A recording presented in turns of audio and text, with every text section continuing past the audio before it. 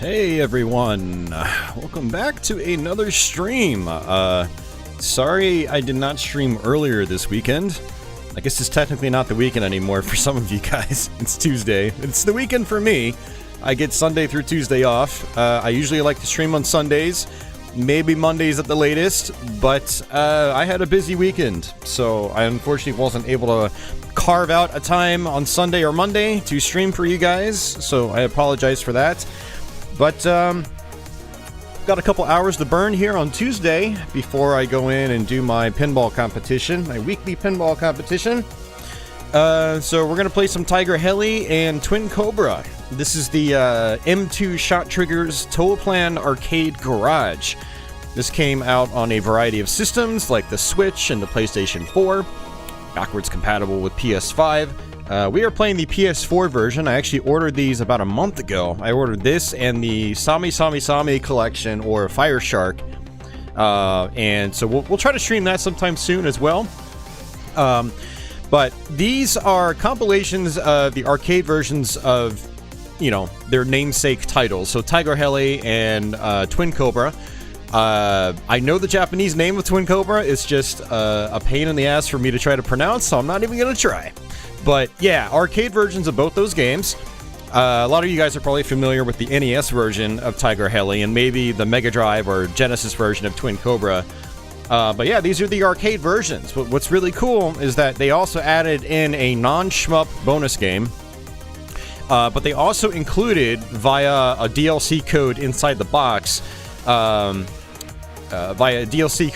box, you get the console versions of these games as well. So the NES and Famicom versions of Tiger-Heli, the Genesis and Mega Drive versions of Twin Cobra, the PC Engine version of Twin Cobra, and the NES version of Twin Cobra. So there's actually a lot of content here, and you get a lot of the main core like variations, console ports of these games. So yeah, really nice pack. But yeah, we're gonna play through probably each of the games. Well, not play through, but we're gonna do like a credit or two on each game, and just kind of see where we can go. The arcade versions of these games are extremely difficult. I mean, so is like some of the console versions too. Like the Mega Drive Twin Cobra is really challenging. So yeah, we're gonna dabble with each one, and then I'll try to show off the non-shmup game. I forgot its title, but I think it's actually here in the title screen. Yeah, it's called Get Star. I think Get Star might be the North American name. I think it's actually got two names in here. So, but we'll mess around with that, you know, like near the end. We're gonna focus on the shoot 'em ups for this this stream. We're gonna actually start off with Twin Cobra here, or Kyukyoku Tiger. I don't, like I said, I butcher the Japanese names. I just don't even bother trying to pronounce it. But yeah, you got the quote-unquote consumer versions of the game. And you also have the Japanese and North American versions of some of these. Like, the arcade Twin Cobra doesn't have a checkpoint system by default. Like, when you die, you fly straight back in, which is nice. Whereas the Japanese version actually does have checkpoints, or we call it the start back mode when it comes to shoot 'em ups. But yeah, then there's also this arcade challenge mode. I haven't actually messed around with this mode. Maybe we'll try it out later just to see what it is. I've just been playing the arcade versions like straight up. So, but yeah, hey Uber Disco, I see you out there. I see Reds out there. I see Desan. I see Adam Aberdeen. Hey yo, Jo. Jo says, I usually just lurk. My comp is across the room and using a touchscreen keyboard. Gotcha, yeah, I hear that. Michael, Carl, going through my chat list right now for anybody that doesn't know.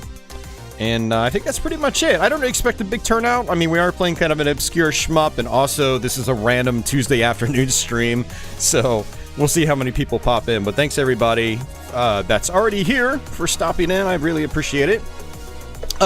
But yeah, let's go ahead and just start with the Japanese version of Twin Cobra, and we will mess around with that. So one thing that's really cool about this series of collections is that M2 has incorporated what they call gadgets, and the gadgets basically, you know, are like a series of heads-up displays that give you all sorts of information about the game. So if you look on the left-hand side, top left, it says player info. You have your amount of lives, your amount of bombs, what power level your gun is at. The box right next to it on the right is sort of like a radar in a way, where like it kind of gives you a heads up on the sides enemies are coming from. It also shows a bullet counter. It gives you the difficulty level. You have your little power-up drops that cycle colors, and you'll notice that it's rotating from red to green to blue to yellow there. That actually gives you a heads up on you know, what color the power-up drop is going to be when you destroy like a power-up canister. Kind of cool. It shows you how many stars you've collected. Shows you how many enemies you've collected.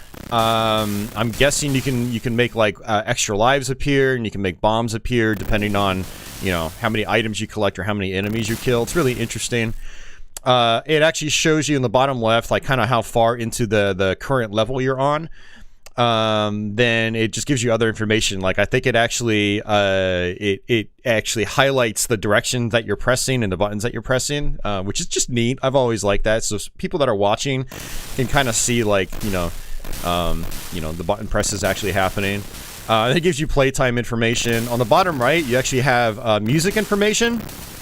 Unfortunately, because this is a Japanese release, everything's in, or I should say, I think all like the music composition stuff is in Japanese, so you can't see that. Ketsui, Battle Garega, and Dangon Feveron actually came out in North America on PSN, so those were actually translated to English. So in those, you have the similar gadget system. But the music information is actually in English in those ones, which is nice. So I really wish they brought these over to the States, but I mean, I guess apparently they don't sell very well, so it's just not really worth the effort. And people that really want to play these, there's no region locking, so you can either buy the physical disc, which I think as of doing this stream, they are still in stock at Play Asia. A lot of the older ShotTriggers games are long out of stock, and you can't buy them physical anymore unless you get them on the used market.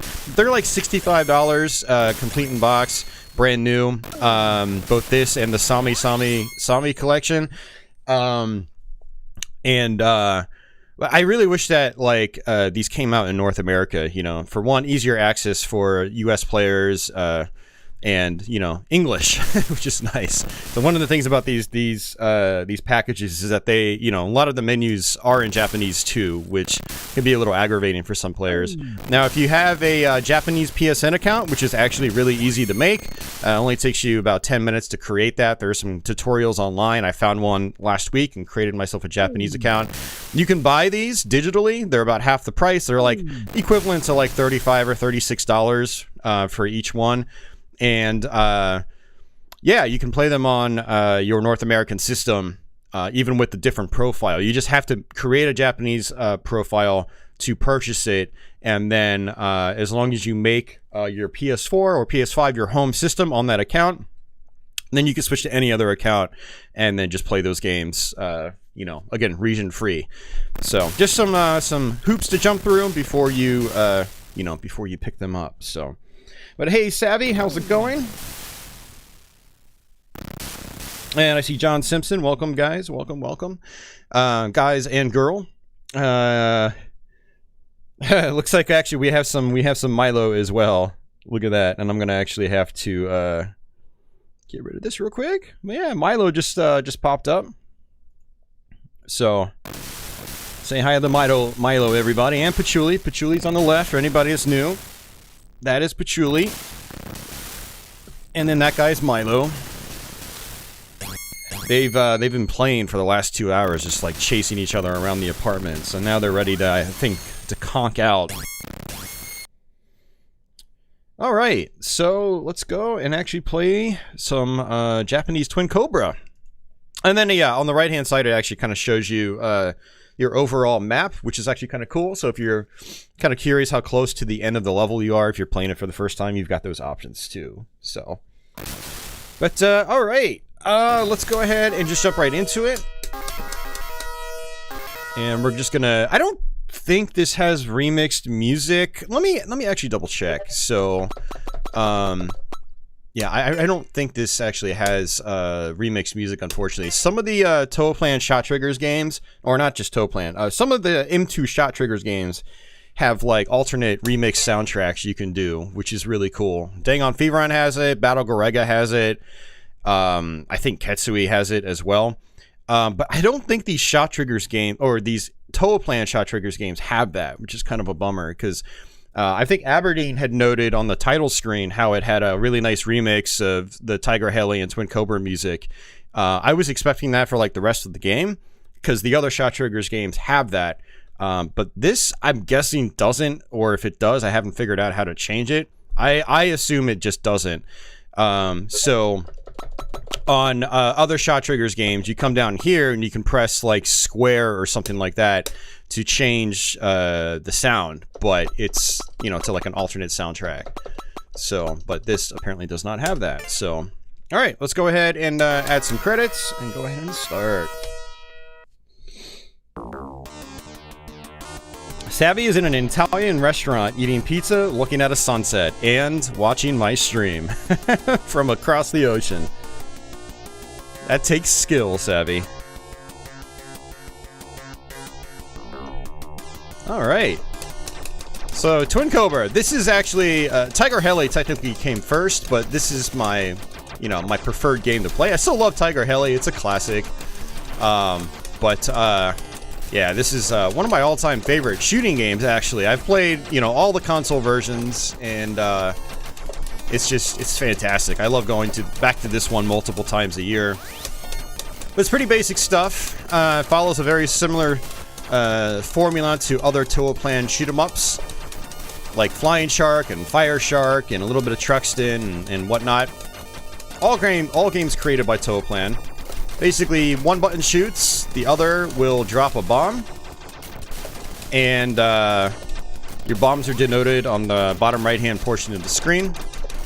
Your firepower actually gets quite large in this game. This was, like, I think one of the very significant things about Twin Cobra is your firepower got larger than, I think, most other shmups at the time. And you do have 4 different types of firepower. I like to stick with the red shot or the blue shot. And I might actually stick with the red shot for now, just try to take it to the end of level 1. So if you pick a different color, you actually just switch right to that shot. The colored pickups, they do not upgrade your gun. They just change to whatever color is denoted. So green is more of like a fixed laser. Very, very powerful, but not all that useful within the levels themselves because you have, you know, pretty dense enemy placement and sometimes dense bullet patterns because of said enemy placement. The S icons actually boost your firepower. So you can see my red shot, it's actually of decent size already. Now I do have rapid fire I can use. I'm only going to be using that at specific moments, like if I have really big tanky enemies. Or if I like die and I lose all my firepower, then I'll use it on boss fights or something like that. But generally, I like to button mash. It's how you played arcade games back in the day. It's a part of the experience. A lot of players will just strictly rely on auto fire, but the constant tapping and mashing is satisfying to me. It also adds, I think, an extra element of skill because you have to be able to manage your tapping. And then you have to be able to speed it up when you want. Picking up the same color item again will just give you some points. So I do try to pick those up as I play. And this first level can still be somewhat intense if you're not careful. Okay, that was close. That power-up ship was about to shoot at me again, so that was actually kind of risky. We're nearing the boss right now. We're almost there.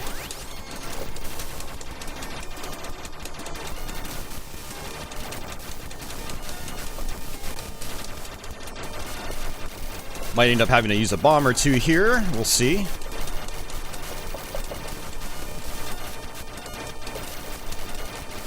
Try to stay far away when it's up close. That was scary. Let's go ahead and use a bomb.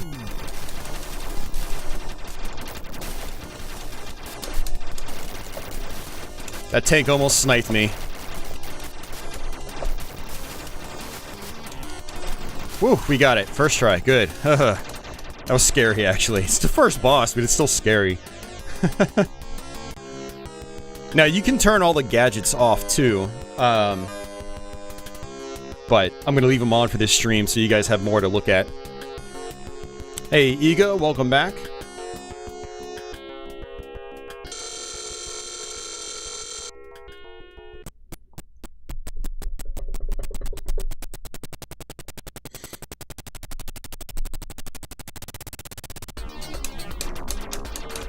Alright, on this level, I will probably switch over to the blue shot, because it's more of a spread shot. Covers more screen space. So blue always comes after green. Got it. You see, it's like a nice little 5-way spread shot right now.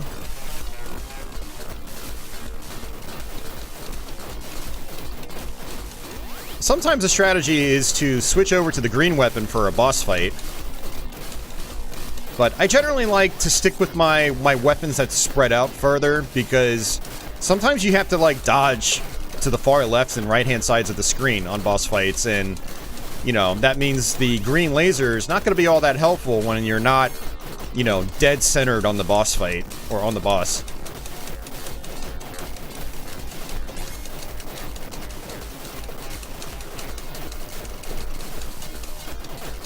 Gotta skip those stars to try to kill these guys. Alright, another bomb. I have 6 bombs.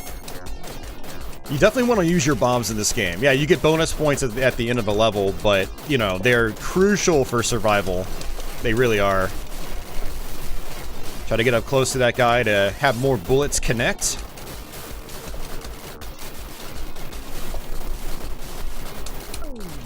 Oh, that's not good. Oh, that's not good at all. I want to try to stay on one side of the screen right now, because turrets on the other side will absolutely, like, sideswipe me.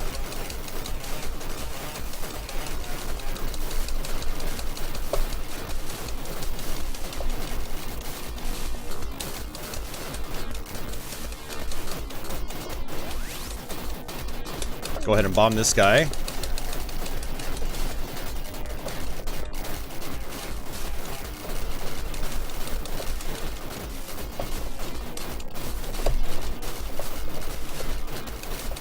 Nice. Good deal. Actually, oh, I kind of wanted to switch back over to red, because I'm getting close to the boss fight. But that's fine. There's a 1-up. I'm not sure what triggers that 1-up, but it has a tendency of appearing right here. Might be based on survival, or how many enemies or items you've collected. By items, I mean, like, the stars.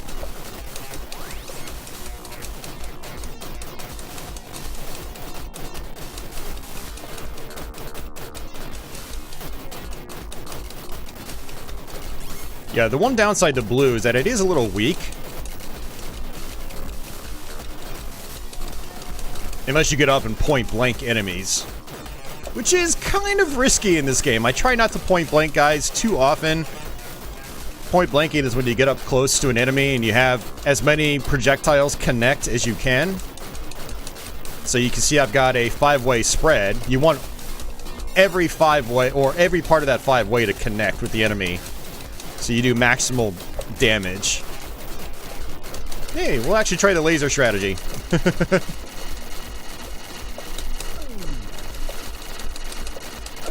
Oh no, that was dumb on my part. Ugh. Alright, now I'm gonna have to use auto fire, because my shot's a little rinky-dink right now.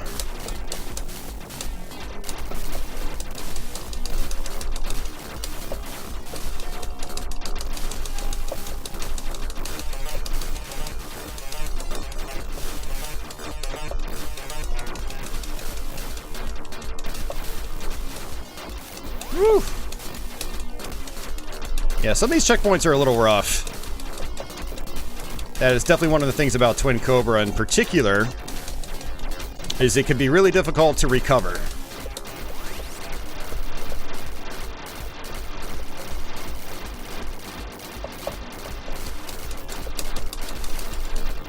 Alright. Whew, got him.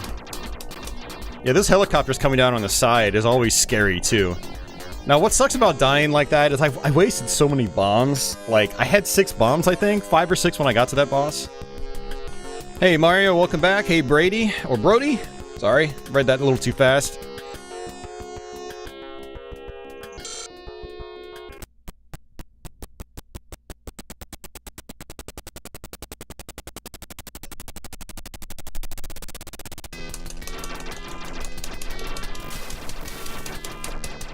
Alright, level 3. So there are 10 stages in this game.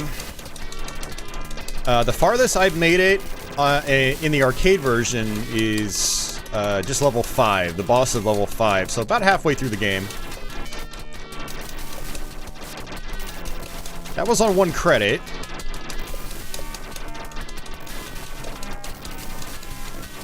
Okay, I'm going to switch back to blue just to have a wider shot range.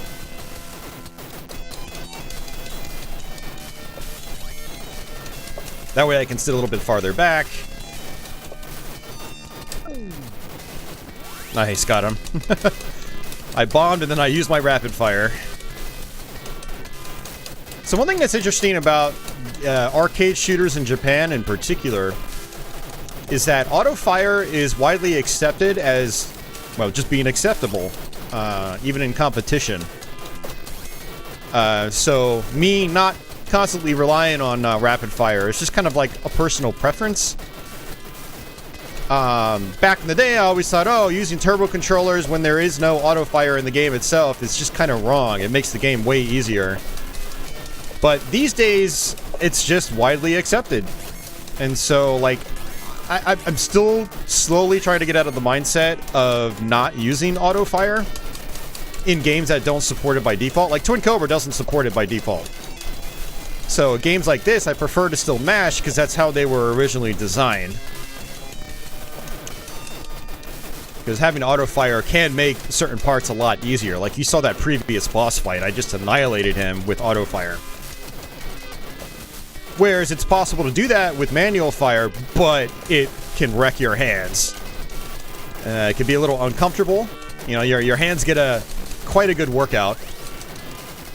And people that aren't well practiced at that method of firing will,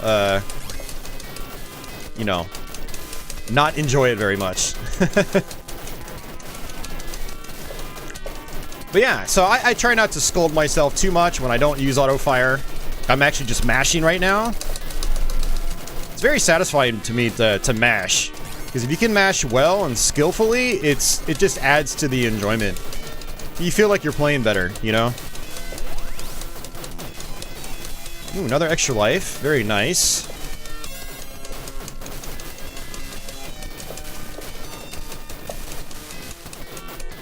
Now, with all these tanks, what you want to do is actually you want to look at the turrets. Sometimes the turrets, they don't target you immediately. Like, they'll wait a little bit sometimes. And so that'll kind of give you a heads up on whether it's safe or not to just get, like, right on top of a tank or move in its general direction. Now, if the tank's turret is like pointing directly at you, you probably don't want to move towards it because it will shoot and you will die. But what a lot of people don't realize in some of these older shoot-'em-ups is you have little visual cues like that to sort of help you.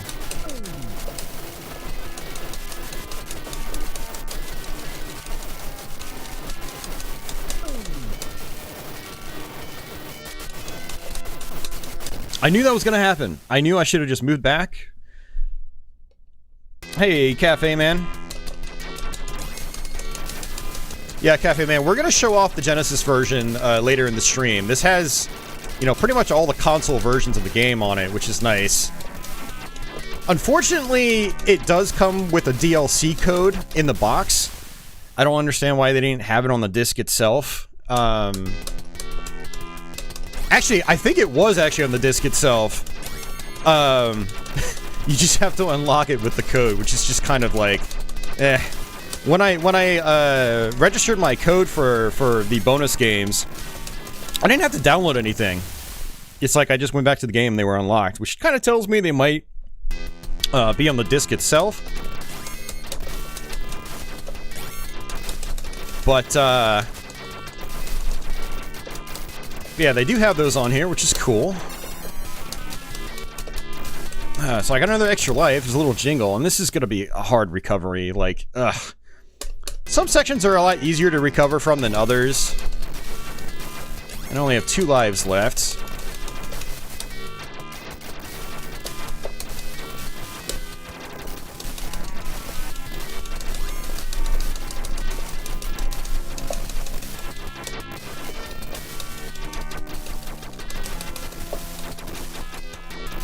Alright, there we go. Alright, we're close to the boss fight again. And this should be it. Let's go ahead and use our rapid fire.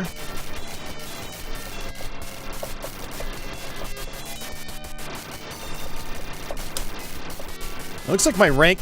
Oh, you gotta be freaking... There was that one staggered bullet. That was frustrating. I did not expect that staggered bullet.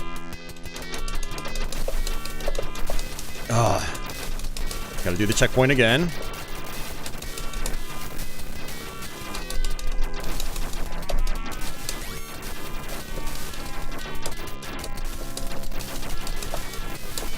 I do feel like manual fire works better against, like, more staggered, like, helicopter patterns. Did you notice that my auto fire rate is pretty fast, and I can only have so many projectiles on screen at once. So there's, like, a big gap between projectiles.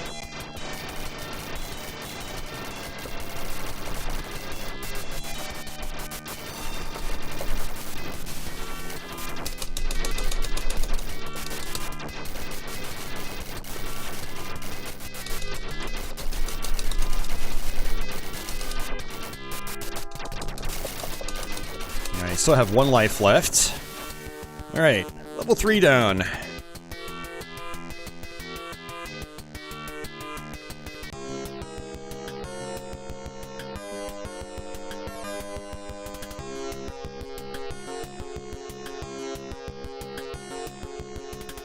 Oh man, tough game.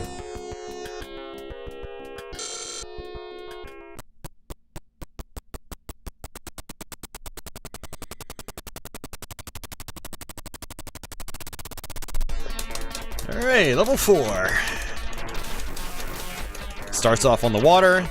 I think we actually have a bunch of ships coming in from behind on this one, so we have to watch out for them. You can actually just sit right on top of them. Again, watch their turrets.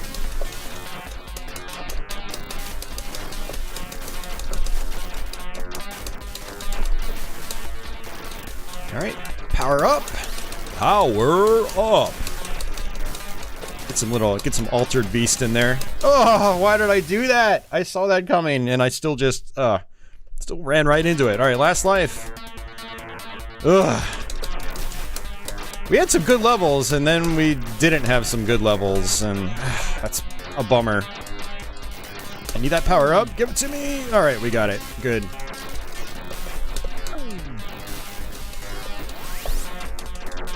These helicopters are such a pain in this game.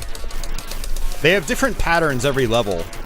And so it's like you've got to learn a new helicopter formula for every level. Some of them come all the way down to the bottom of the screen and then they try to snipe you. I need another extra life.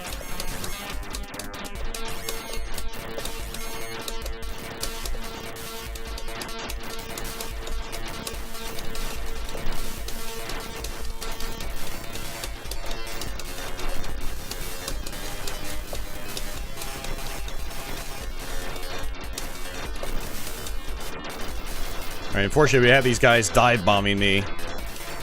You want to be powerful enough to be able to destroy them, but I'm not. I had to use a bomb, but I always forget when they're going to spawn in, so I don't... You have to kind of like lead your bomb to try to destroy them with a bomb. That's really the only way I can take them out, being this underpowered. Alright, there we go. Should I switch to blue? Let's switch to blue.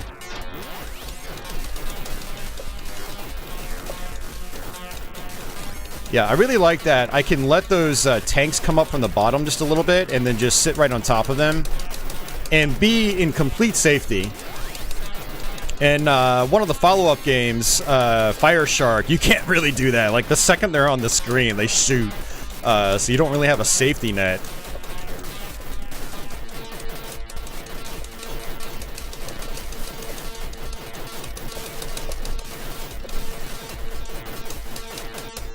Just gotta wait for those doors to open up. Make sure you're just shooting. You know, have your shots lined up to them. So your shots connect when they open up.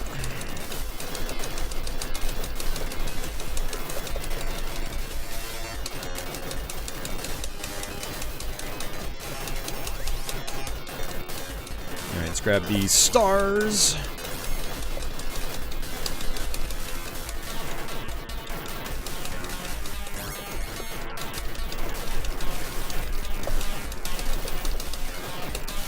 Alright, good deal.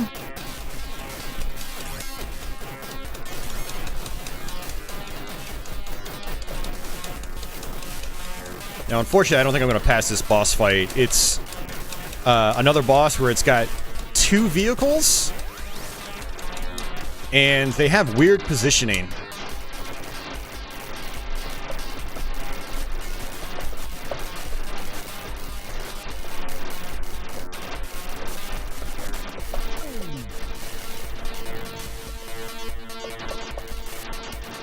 Oh, we did it. And we got an extra life. Whew. I used the auto fire for that, though. Hey, Beaker Man, welcome back. Do I have any other Toaplan Arcade Garage games? I do. I have the one, the Fire Shark collection. And those are the only 2 that are out right now. But I think all of the other ShotTriggers games. So like Battle Garaga, Dangon Feveron, Ketsui, S-Braid, Sorcerer Striker. Oh, I don't have the Alesta collection. I need to actually buy that. That's the last one I need.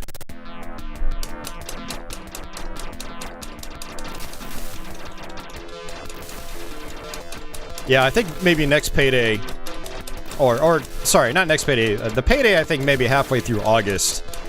I will try to pick up the Alesta collection. We'll do a stream on that, too.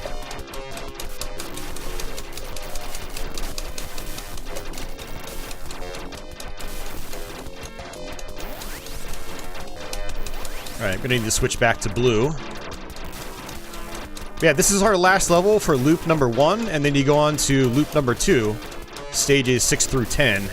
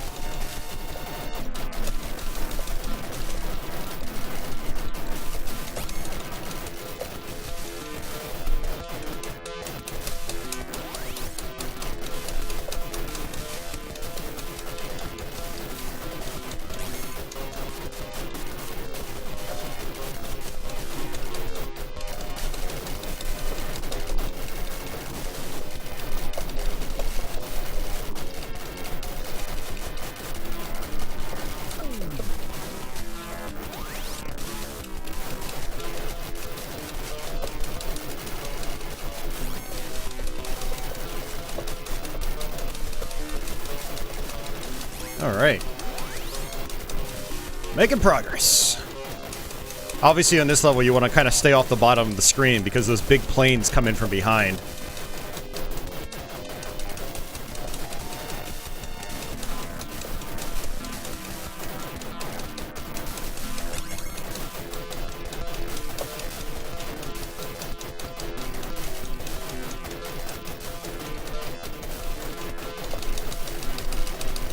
Oh my god, I still couldn't destroy that thing. I tried just blowing them away, but it didn't work.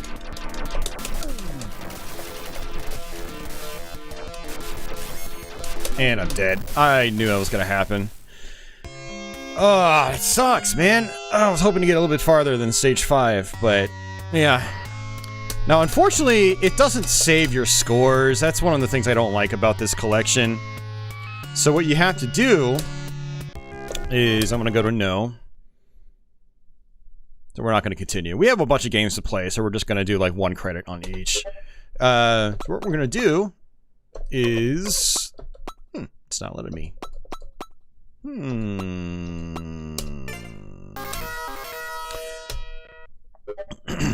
So there we go. It's going to let me save now. Kind of sucks that I have to do it mid-game. That's weird. But that's the only way to save your scores, apparently. So, that's kind of irritating to me. I don't know why they didn't try to incorporate something where, like, it actually saves your scores. I mean, they went in and added all the gadgets and stuff like that, but yeah, kind of a bummer. So, alright, let's go to, here. And we will show off the arcade Tiger-Heli. Oh yeah, there's a super easy mode for each. I haven't messed around with that because I just like to play the normal arcade versions, normal difficulties, default settings.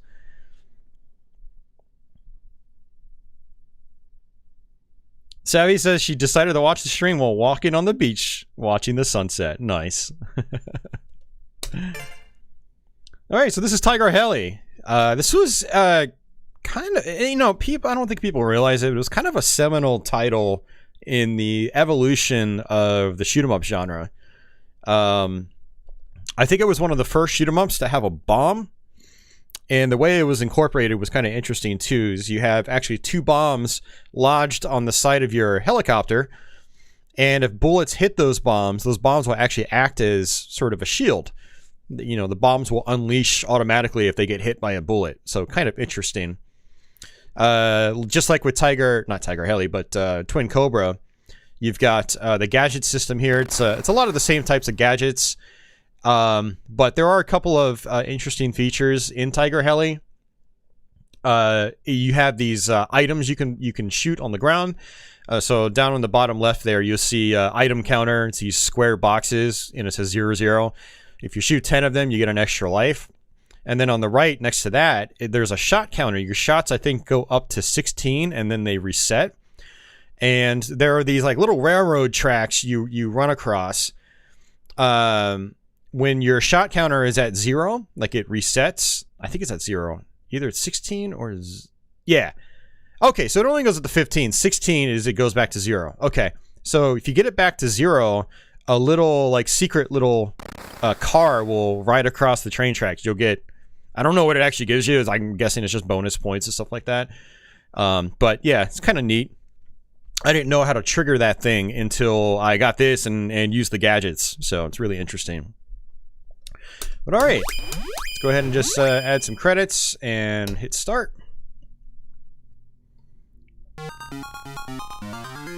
Yeah, for those of you guys that grew up with the NES version like I did, you'll find that this is, or I should say the NES version is actually quite faithful to the arcade game.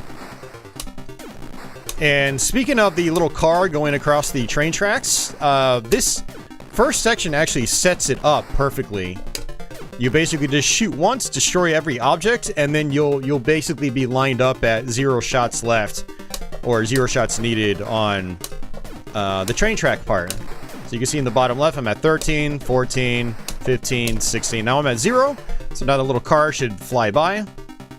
Or drive by. Here we go. Ooh, that's 10,000 points. That's a lot of points, actually. Okay.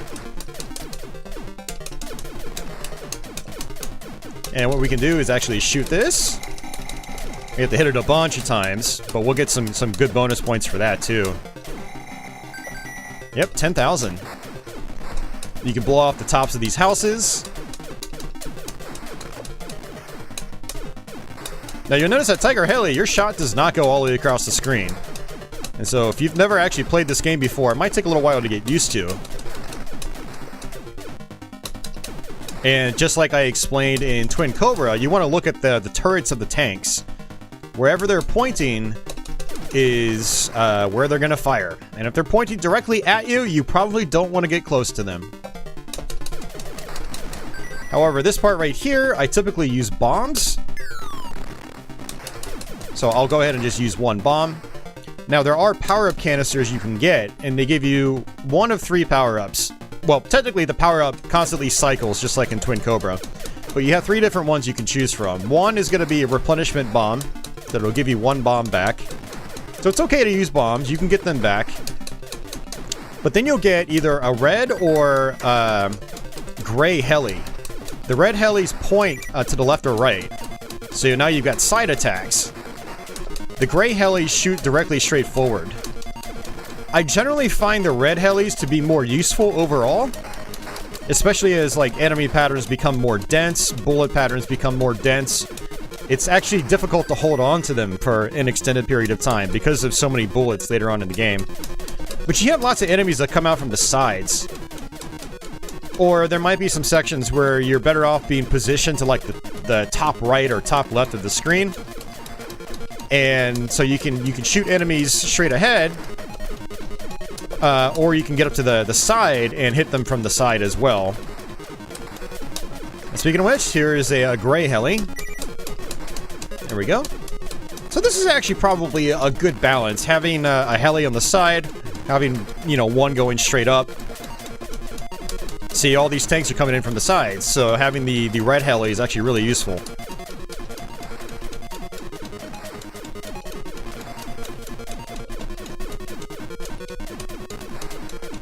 There's another box, so I have 3 boxes so far.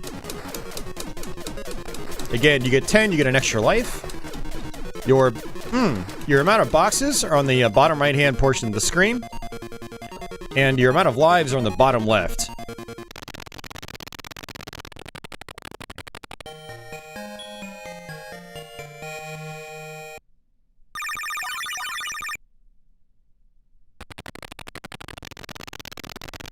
Brody says best music for a vertical shmup. Oh man, that's a tough one.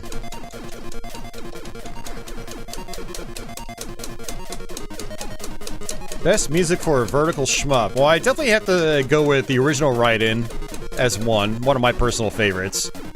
Gonna go ahead and use the bombs again. Oh, that was good. That was very good, actually. Yeah, the original Raiden, Ikaruga, Radiant Silvergun.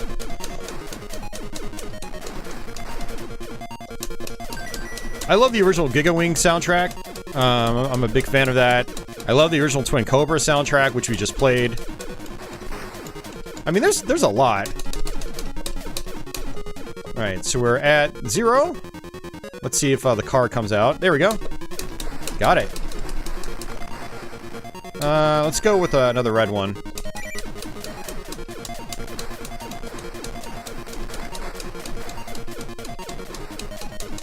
I love the music and the original, Dodonpachi. Great soundtrack in that game.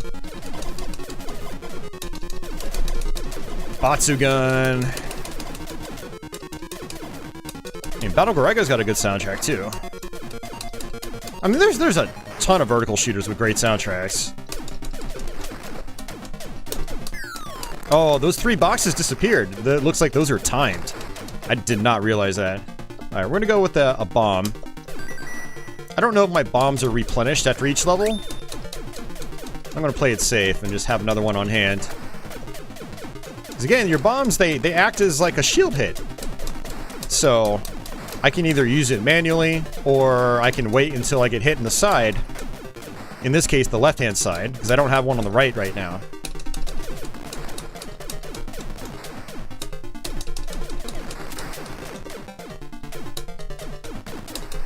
Now, you have to be very selective about where you position yourself in this game. Like, I'd love to kill those little boats in the side, but I know if I try, I'm gonna get shot. So I'm basically... Whoa, that was close. That was a surprise. I'm basically trying to position myself in a way where, I'm the most safe. I'm the safest. The most safe.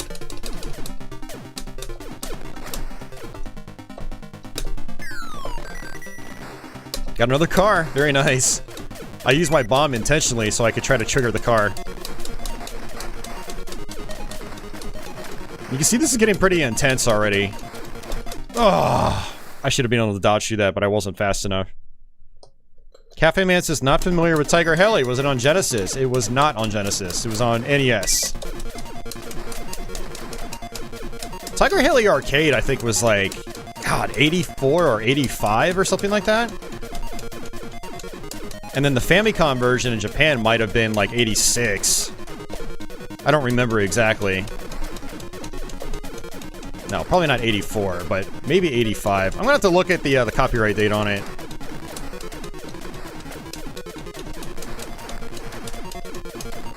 It's still a really fun game, but you can't really think of it the same way as you think of, like, modern shooters. You really do have to play it a little bit differently. Again, you have to be very selective on your positioning and what enemies you actually go for and which ones you don't. Hey Megan, welcome to the stream.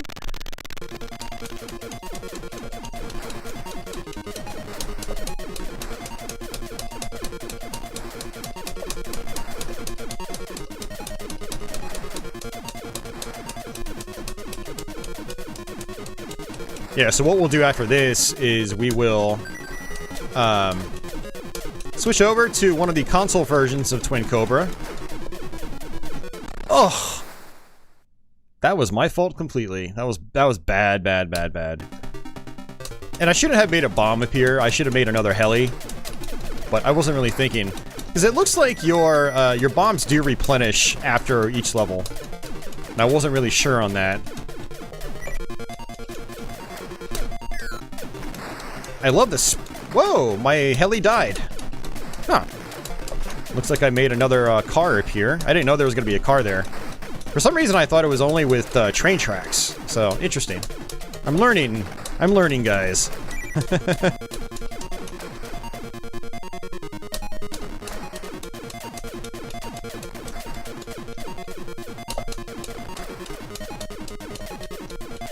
Yep. I had a feeling they'd pop out from the sides. Oh, he sniped me from behind. I wanted to use a bomb there. Alright, let's go with the side heli. Alright, last life. You can kind of see how this can get pretty tough pretty fast. Side heli for the win. Oh no. Oh, no, he shot the second he appeared. Oh man, that's rough.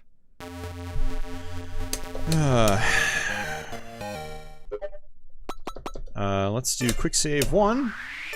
I'll have to get into the habit of, like, quick saving after the end of each run.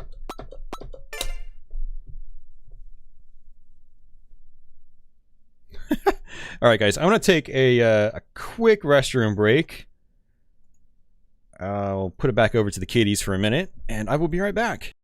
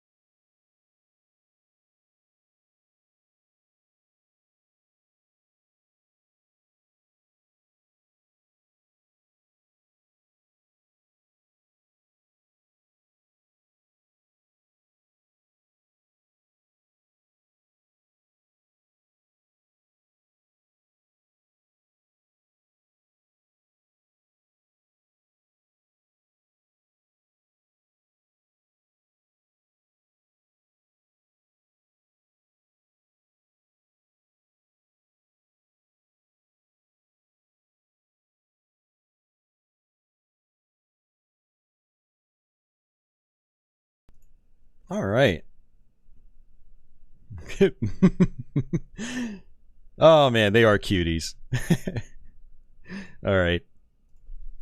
Let's switch up. We will do a console version of Twin Cobra now, and then we'll switch back to Tiger-Heli. So, let's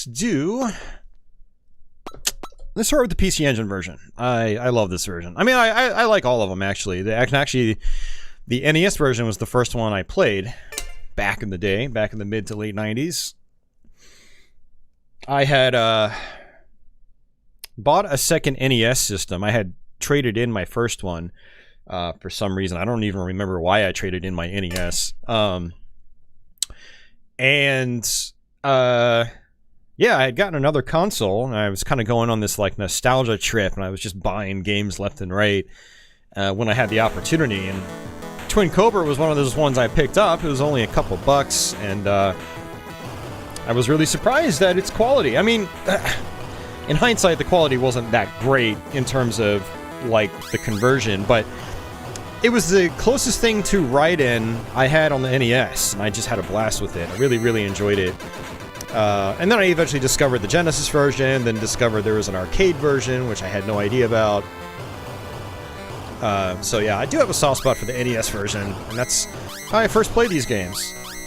So unfortunately, you do not have gadgets here for these games. Let me see if there's screen settings here. Okay, that's a little bit bigger.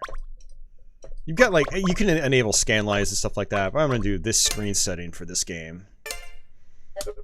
Just to make it a little bit larger for you guys without having to adjust my crop. But yeah, this is the PC Engine version of the game, aka TurboGrafx 16 in North America. Unfortunately, this was only Japanese, only in Japan on PC Engine, which is a shame because it's a great version of the game. Like, it's one of my favorite ways to play Twin Cobra. Hey, Code! What's going on, man? You enjoy the Genesis version of Twin Cobra? It's a really fun one that you suck at. Well, we all suck at it. It's like an impossible game.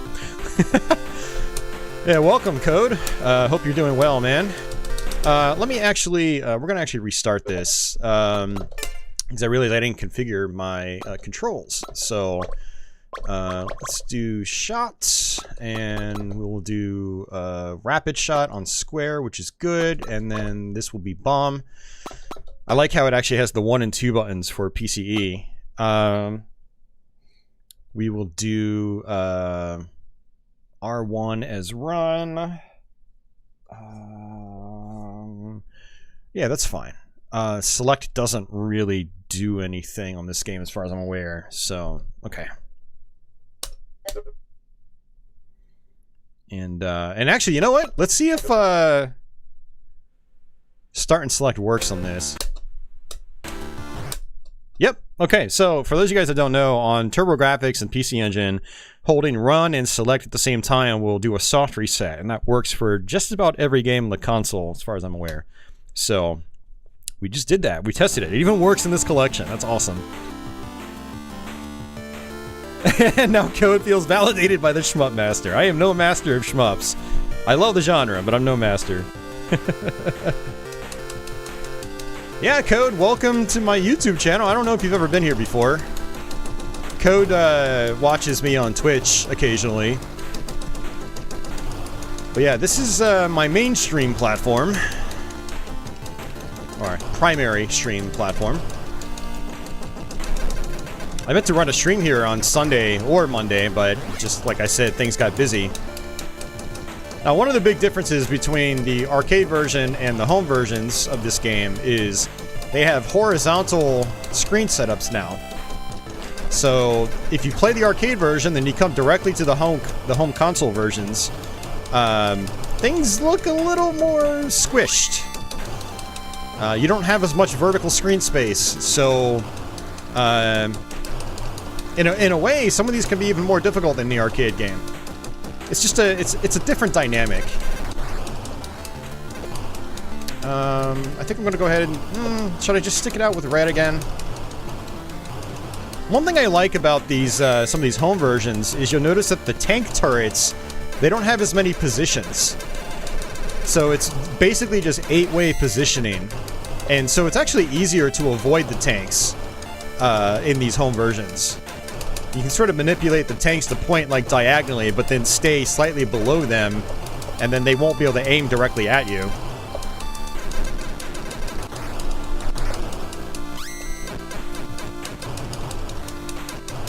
I also love that the blue ball power-up in this, it's just got these huge projectiles. Whereas in the arcade version, they're... Oops, I did not want that, but that's fine. In the arcade version, they are much smaller to start. It takes a long time for them to grow in size. I mean, yellow can be quite useful. I mean, as you can see, it shoots in all directions. Holy crap, this is way more intense than the arcade game here.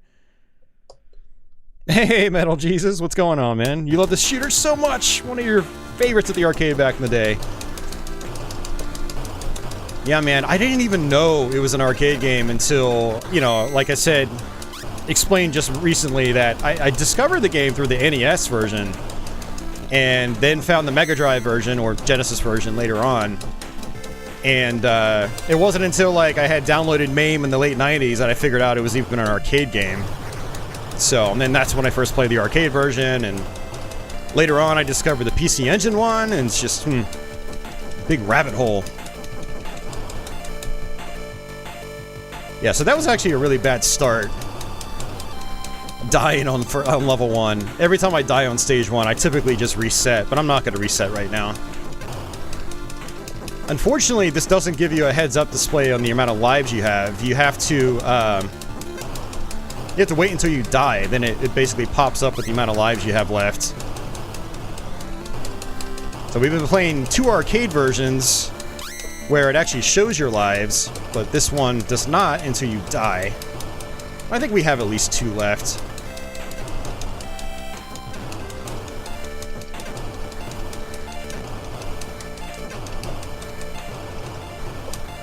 Alright, at the boss fight, just about.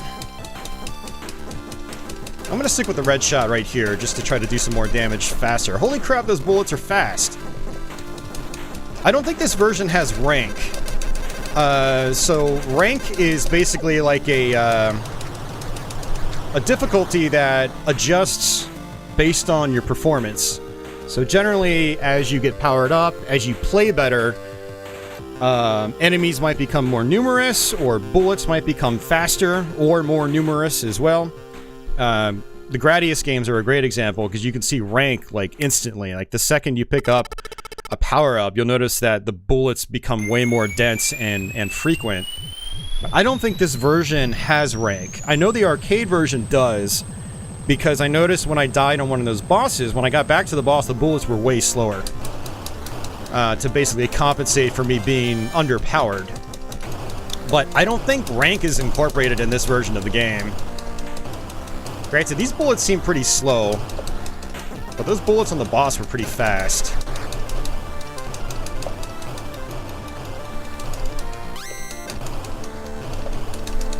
Definitely want as many stars as I can, because in this version, yep, if you get enough stars, you can make a bomb with here, and it just, like, flies out from the bottom of the screen.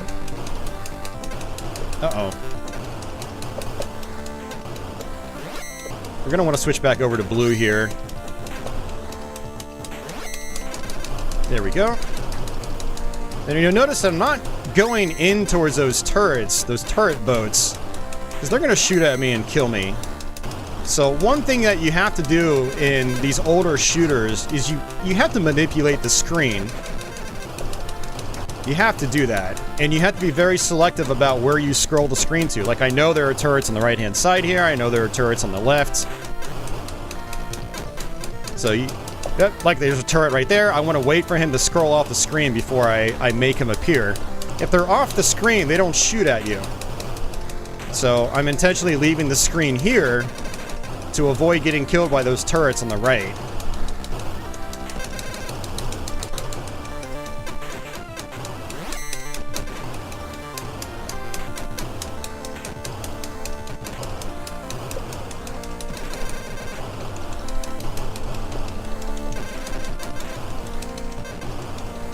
Yeah, we'll see how far we get in this version. It's all the, well, I wouldn't say the NES version is that hard, because it does have it doesn't have a checkpoint system. So NES Twin Cobra is like the American arcade version, where when you die, you just come right back. But both the Genesis and PC Engine versions of the game, they do have checkpoint systems. And so, you know, they can get very difficult near the end of the game. Now, I have gotten really close to 1 credit clearing this game before, and I might have actually 1 credit cleared it at one point in time, like 10 years ago or something like that. Okay, good. Got the extra life. That was close. I'm sorry if I'm not being super responsive in chat, guys. This is definitely a game where I cannot read chat and fly at the same time. It just does not work. So I'll take a look at chat after we beat this level. Or if I die. Oh, that was actually risky. I pushed that turret onto the screen. It could have fired at me. I could have died instantly. Alright, let's switch back to red. Look at that. Look at the size of the firepower. It's so satisfying. I like that this guy is higher up on the screen. In the arcade version, he's closer to you. So he's a lot scarier in the arcade game. And he's also got helicopters in the arcade game that fall down, which makes it even scarier because they shoot. Alright, whew. That clicking noise, is that the PS4 buttons, or am I using an arcade stick? Yep, I'm using a Hori RAP4 for PS4. Yeah, that's my preferred way to play shoot-em-ups. But yeah, that's what we're using. Yeah, Leo, RAP4, yep.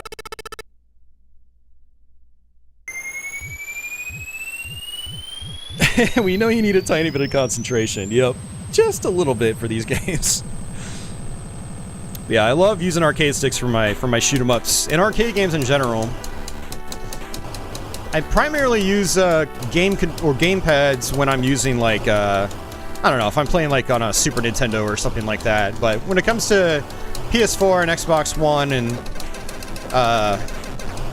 hell, even PS2, you know, I've got a bunch of arcade sticks for a variety of systems. I generally prefer using arcade sticks. It's how I've been playing for a long time now. So it's kind of like second nature for me. Alright, let's go ahead and use a bomb here. Nice. Just get rid of that guy.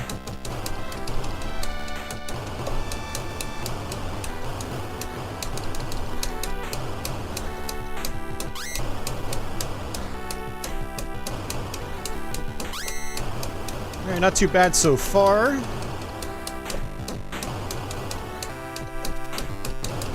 Not too bad.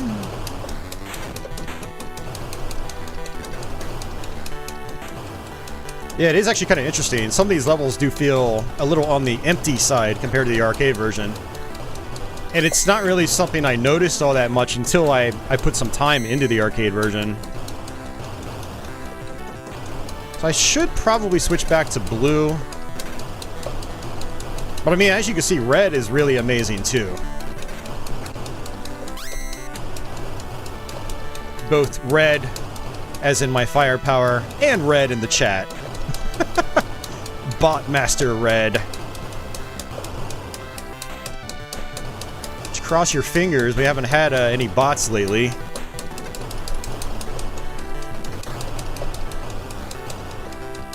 I don't know if YouTube finally took care of them, or if my tactic of blocking them worked. Maybe it's a combination of both. Man, this firepower is massive. Absolutely massive. I rarely get my firepower up this high. Because, I mean, as you saw in the arcade version that we played, I'll die at least once every other level. So it's rare that I see my firepower this large. Yep, there's another bomb. And another extra life. Yeah, you get showered with extra lives in this version. I guess as long as you play well, you get all the stars. Alright, let's switch over.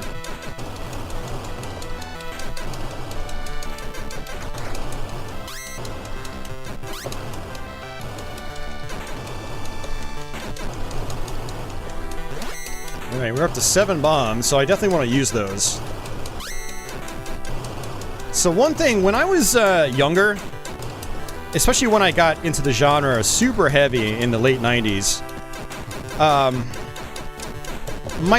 myself and a couple other friends of mine that were playing the genre pretty heavily, we were all like, oh, you can't use bombs. Bombs are cheating, or not even necessarily cheating, but like, you know, if you did an accomplishment in a shooter and you didn't use bombs, it was way more impressive than using bombs. However, what I've realized more so in recent years is you need to do whatever it takes to survive. You need to use the tools that the game gives you, and bombs is one of those tools. And look at me, I have 7 bombs. Like, if you want to be able to 1 credit clear a game, especially something difficult like this, you need to use those bombs. Don't be stubborn. You know, don't have, like, unnecessary pride. You need to use the tools they give you. You need to use your bombs. And so, the point of that story is, now that I'm willing to use my bombs, it grinds my gears so much when I die with, like, a stash of bombs on hand, like 7.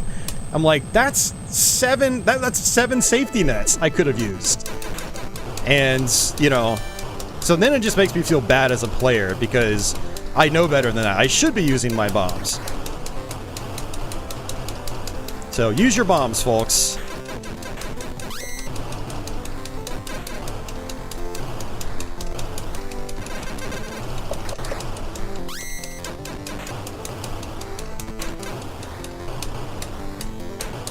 I'm gonna have to listen back to the archive. I am actually curious now how loud the buttons are in the microphone.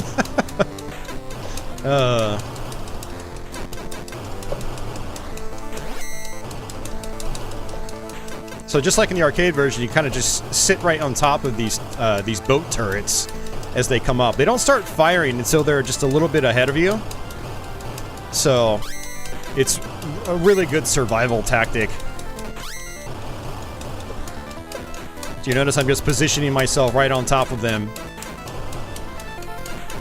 Now again, other shooters won't let you do that. Like some other shooters, even some of Toaplan's own shooters, like the tanks will fire the second they're on the screen. So, you know, you have to kind of figure out how they work from game to game. It's not the same in all the Toaplan games or all shoot 'em ups in general.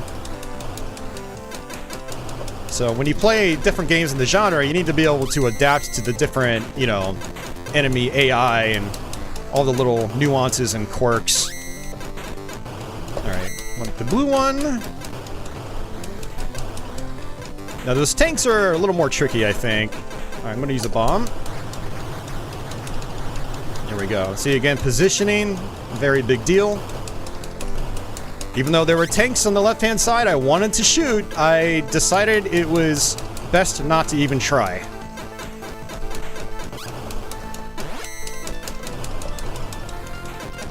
A lot of modern shooters, it's like, you just try to kill everything you see. And it's not to say there's no, like, nuance in those. It's just, it's a little bit different. In these games, like, because of how the screens scroll left and right, you know, the playfield is wider than, you know, you basically see on the screen at any given time. You know, there could be enemies hiding off to sides of the screen, and then they can snipe you easily if you push the screen over onto them. Alright, getting close to a boss fight. I should probably maybe switch back over to red. Alright, we just got red. I think we're very close to the boss fight. Like I said, there are no gadgets, for these console versions, unfortunately. So if you're playing this for the first time and you don't know where the boss is, you just kind of have to wing it. Wow, these bullets are actually decently slow. Very surprised, actually. Alright, that one's dead.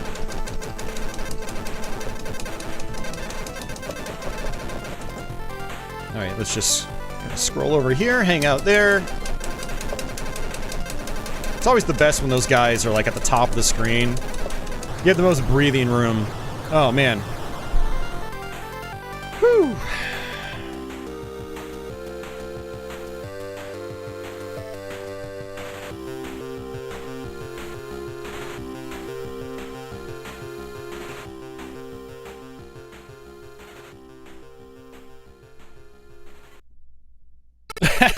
Red thinks the ASMR gamers will appreciate the arcade stick clicking. Yeah, maybe that's what I need to do. Start an ASMR stream. Just using arcade sticks. Not just arcade sticks, but like any game controller. Because there are some game controllers with different like tactile responses and sounds. Like those quick shot joysticks with like very proprietary and customized mechanical switch designs. I wonder if that's already been done. I don't think I could. I don't think I could bring myself to stoop that low, though. Like, no disrespect to ASMR YouTubers, but man, it would just feel so weird for me doing something like that. All right, switch back over to blue.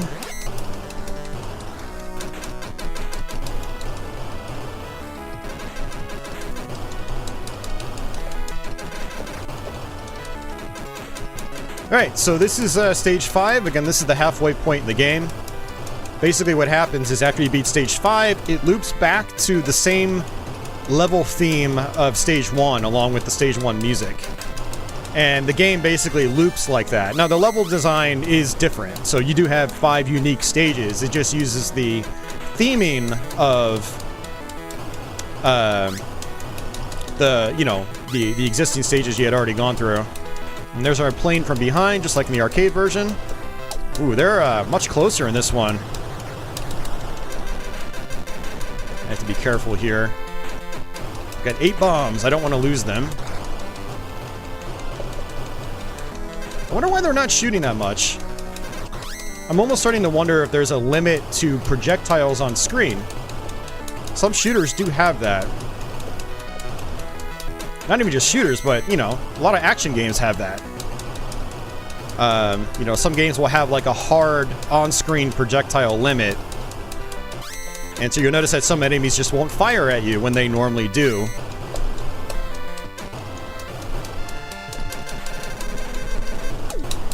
Well, maybe not, because those guys are firing quite well.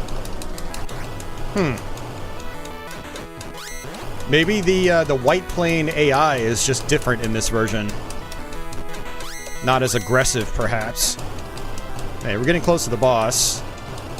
These last stretches up to the level 5 and level 10 bosses can be pretty tough. But we'll see what happens.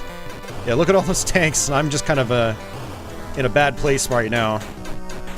Just staying to the sides. Hopefully they don't shoot at me.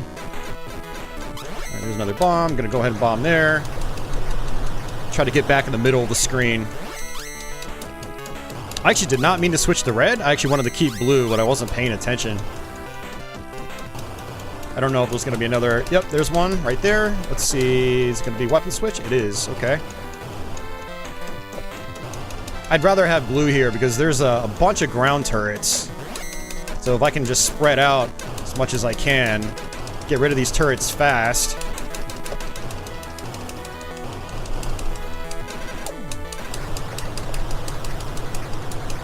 Alright, good deal. I'm gonna go ahead and just bomb. Because I have a lot of them.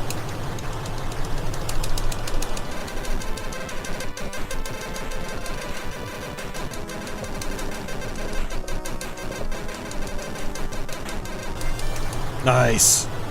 And that's why you want one of the spread shots here. Yellow would be really good too. You can literally sit on like one side of the screen. Oh, look at that! Right as I mentioned bots, bots come in. Alright, looks like I got a new icon I'm gonna have to block in the... Thanks, Red, for being on bot duty. Appreciate it, sir.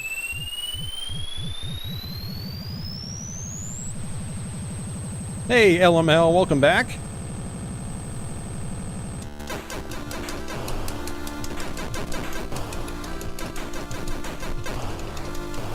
Whew. Alright, level 6. Again, there are 10 levels in the game. I don't know if we're going to get through all of them. Usually what happens on this version in particular, I get to like, probably like 8 or 9, maybe 10, and then I bomb out. Literally, just the run turns into a train wreck, so we'll see what happens. Whoa there, see, that's what I was talking about earlier. You scroll the screen over, and you make, you know, some tanks or turrets appear, and boom, they will shoot immediately. Yeah, look at that. I'm not going over there. No thanks. Wait until they scroll by me. And on one of these levels, it might actually be beneficial to switch over to red. Because... Ooh, another bomb. I want that. Because red, you know, kind of goes out to the side. And there are going to be a lot of helicopters that literally just fly all the way down to the bottom of the screen, right next to you. We don't have them yet. But trust me when I say they will appear. Every level has different helicopter patterns, and that's one thing you have to learn about this game in particular. It's actually a clever design choice. It's like you've got a simple enemy, like helicopters.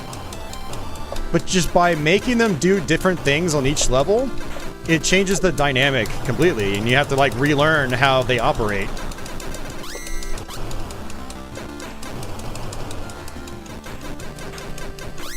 Yeah, like I said, you got the same level theme as Stage 1, but the level layout itself has been altered. Different helicopter patterns, even the tanks are a different color now. So tanks, I guess, are green on loop 2, which is good to know. Lets you know that you're on the second loop. I don't really consider this a second loop as much as I do in other games, because it's not repeat stages. It's just repeat stage themes. You know, they're not just recycling the exact same level again, so it's not really a loop. So I look at Twin Cobra as having 10 unique stages, and reusing music in later levels in these earlier shooters in particular is very common. Like the original Raiden does it as well, and that came a couple years after this game. Ooh, man, making progress. Oh, why did I say that? I jinxed myself. Oh. Alright, see ya, Metal Jesus. Take care, man. Good to see ya. Let's go ahead and bomb. Gonna need that power up.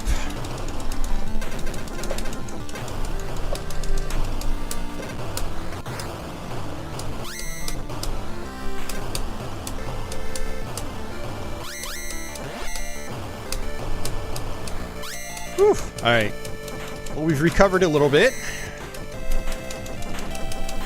Now, this is, I think, actually 2 objects. I don't think it's just 1. Yeah, there we go.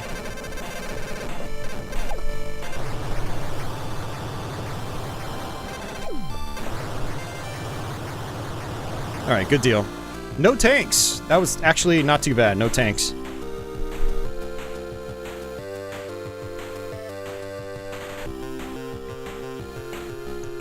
I mean, Scott, it's a personal preference. There are some players that much prefer controllers, but I prefer arcade sticks. I feel like I'm just well, it depends.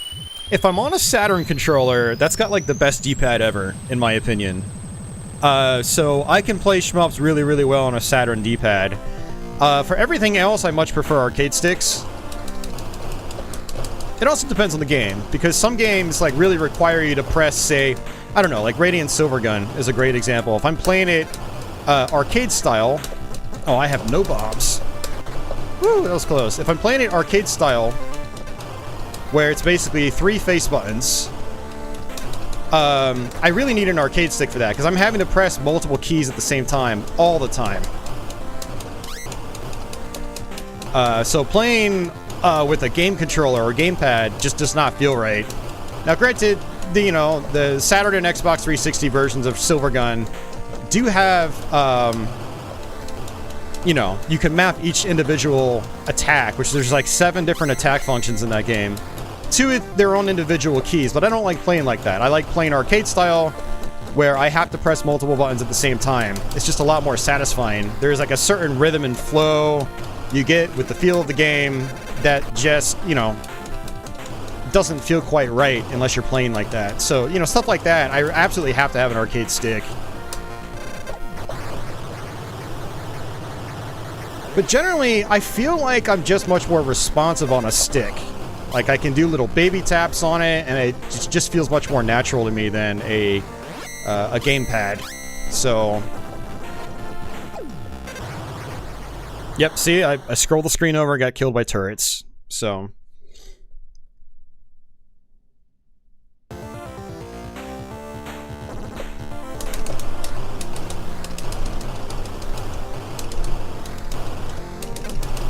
You see the difficulty's definitely increased, though. Like, more dense enemy patterns. Enemies are shooting a lot sooner. There's another bomb. I will take that, because we are most certainly using our bombs. Whoa, whoa, that was a little scary.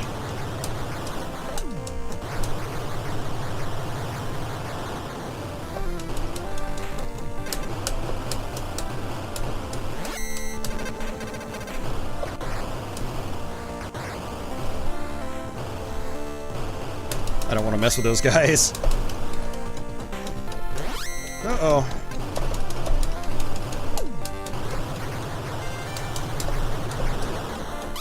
Whew, man. Oh, you gotta be kidding me. That helicopter shot way early. Hey, Atrocity, what's going on? And Beholder. Holy crap, we have 12 lives. This game hands out lives like candy on Halloween. Man. We're gonna burn through all of them, I guarantee it.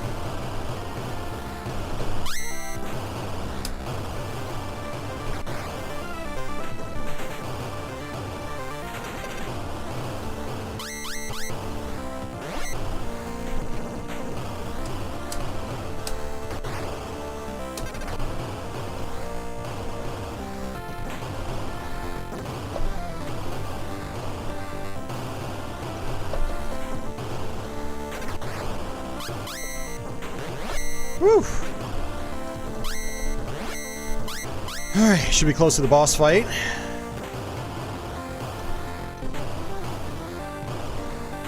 You know, I really don't feel bad using turbo on this version of the game in particular because the PC Engine controller had turbo functionality built in.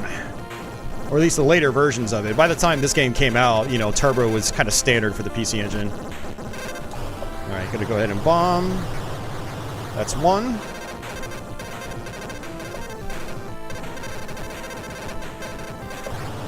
Woo!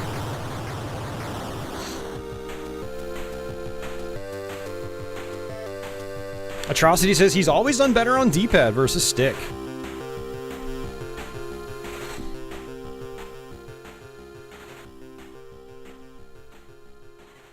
But yeah, playing well on a stick, it's also a practice thing. Like, you're not gonna be good at an arcade stick overnight. And I've also found that it depends on the type of stick. Like, if you're using more of a HAP-style stick with a bat top, that's very common in North America. The sticks are usually taller. Those are a lot harder to play shooters on, in my opinion.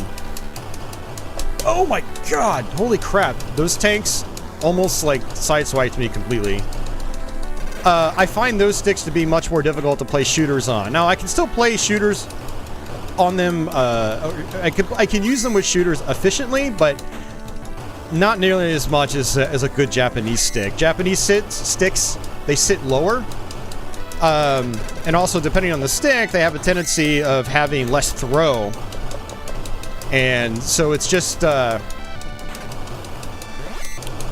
it's a much tighter setup for this genre. So ultimately, it's going to still come down to personal preference and what you're comfortable with. But sticks do vary, and how well you get used to them is also going to just depend on how much you've practiced with them. And I can't talk right now, but the game's actually getting pretty intense now. Notice that these turrets are constantly firing. All right, back to the blue spread shot. Another bomb.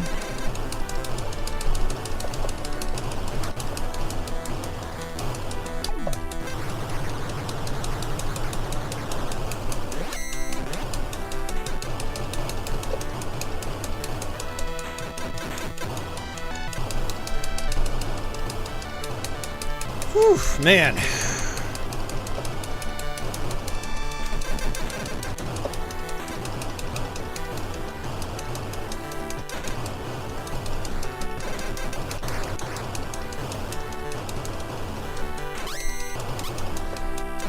Oh, there goes my other blue power-up. Not a big deal.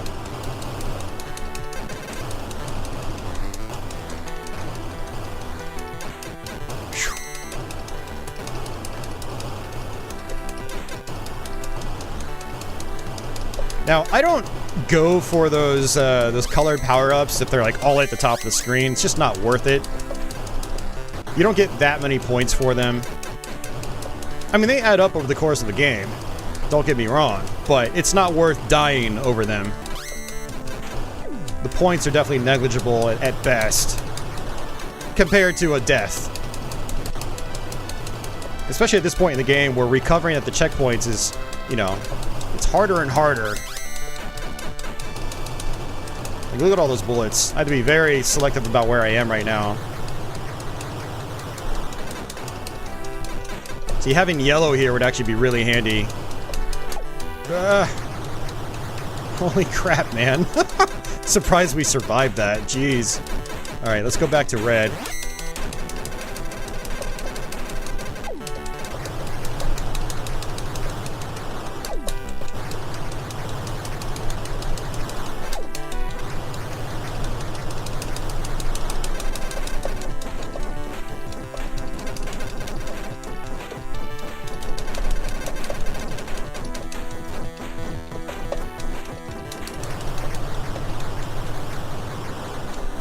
This is a problem. Holy crap. Dude, having yellow would have been really good there.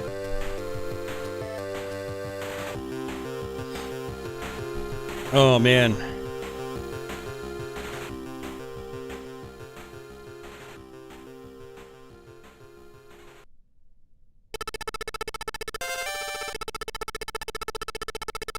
Hey, thanks again, Red, for bot duty. I feel like I jinxed myself mentioning bots, because we haven't had bots in a few weeks now. So I'm going to have to go through their messages and block whatever they're typing.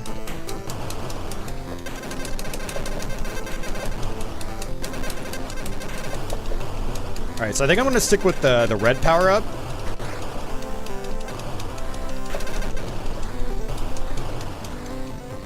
I have no bombs, by the way. I'm gonna let that big ship just go off the screen. Don't trust it. I mean, yellow might actually be really handy at this point. I've got so many enemies that are just going off to the sides of the screen because I can't safely get back to the other side of the screen.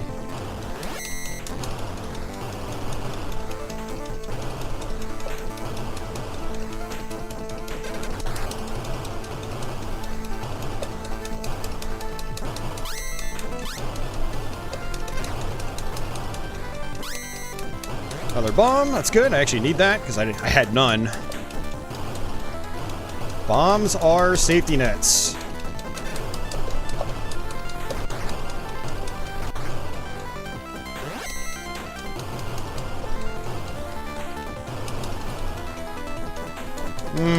Do I want to switch to yellow?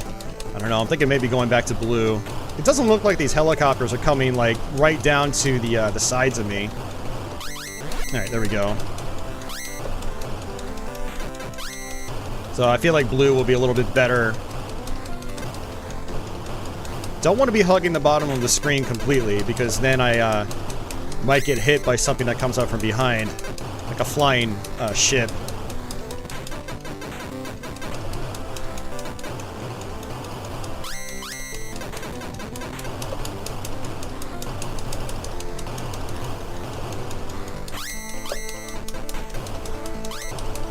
Another bomb.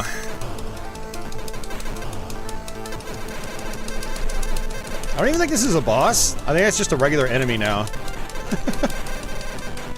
Yeah, I'm just gonna sit back. Sit far back. I don't care. No way in hell I would have destroyed those things. It's not worth the effort.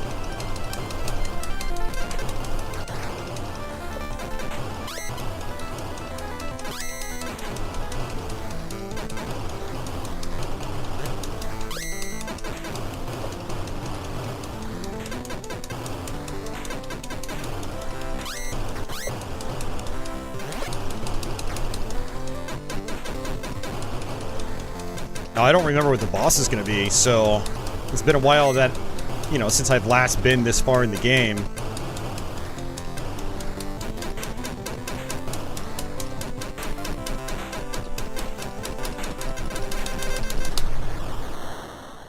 Well, I screwed the pooch on that one. Jeez. Ugh. That's rough.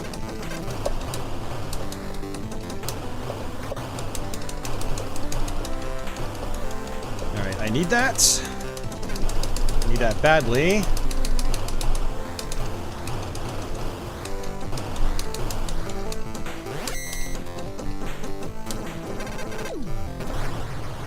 Seriously, again, ugh. That's what I get for just, like, being right at the top of the screen. I mean, I don't know if I'd call it even harder, Beholder. It's just, the difficulty is a little bit different. I mean, both games are insanely difficult. You know, neither one is easy.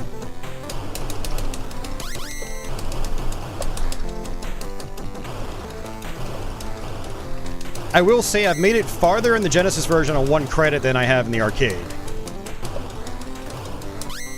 These home versions, they definitely give you a lot more extra lives and stuff like that. So you definitely have more, like, wiggle room. More of a buffer. One interesting thing about this version, I don't remember if the Genesis one does it, but I don't believe the arcade one does, is,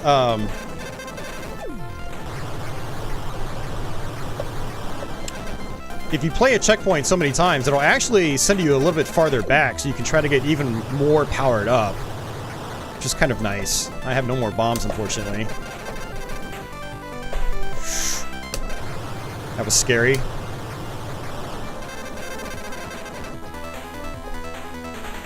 Alright, I'm just gonna sit over here. That's this. I'm gonna die. Oh! You can only go so high up on the screen. Yeah, keep them off the screen.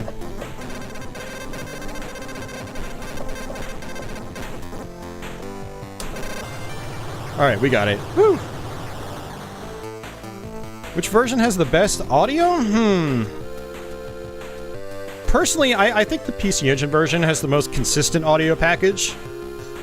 Less squishy sound effects like you have in the arcade game, but also the music, I think, hits harder. The Genesis version, the music is fantastic, but the sound effects are not as well balanced, in my opinion. So I think, if we're just talking overall sound packages, I think the PC Engine one sounds the best. Genesis version sounds, some aspects sound great, others don't. And then the arcade game, you know, the music doesn't hit nearly as hard. But, you know, it's still good in the arcade. It's just different.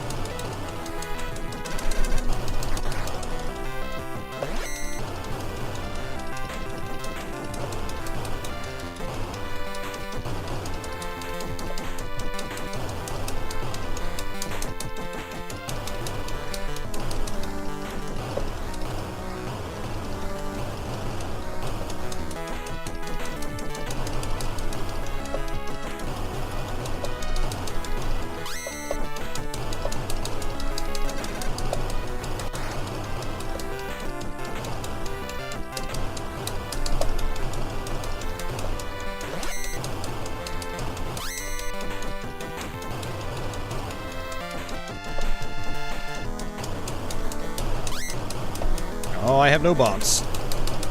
That was risky. Whew, man.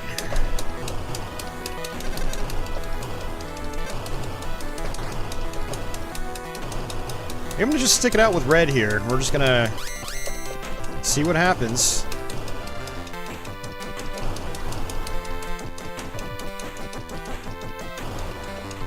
There's gotta be some planes that come up from behind here.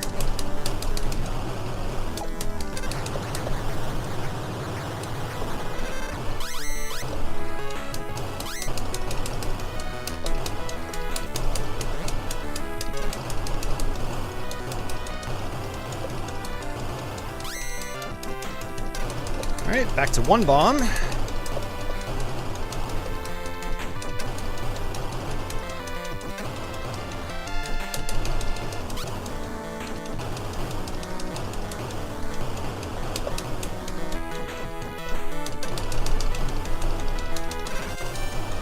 Whew.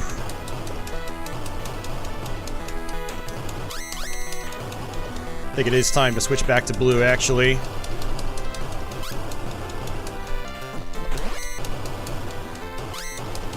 If we can get it. Alright, it's gonna be green.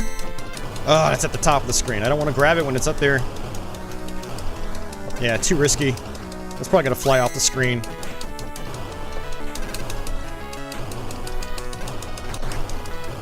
Yep, there it goes. It goes bye-bye. You took your sweet ass time.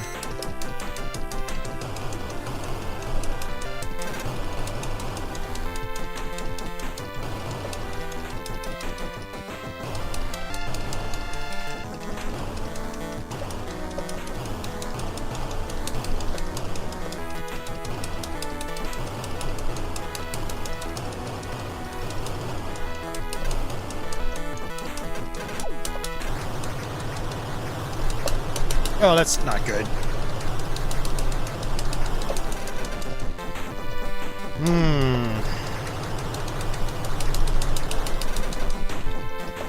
This is gonna be a little hard. A little difficult.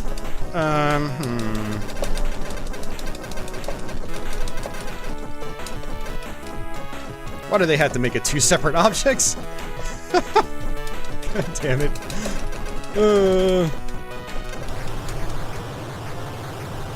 I wonder if the boss will just time out.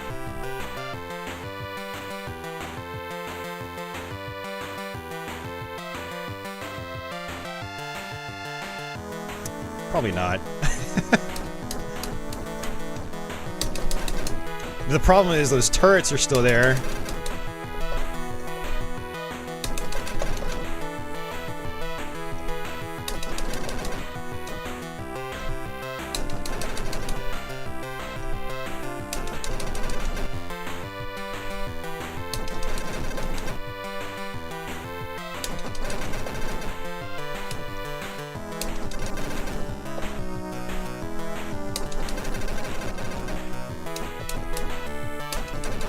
Oh, there.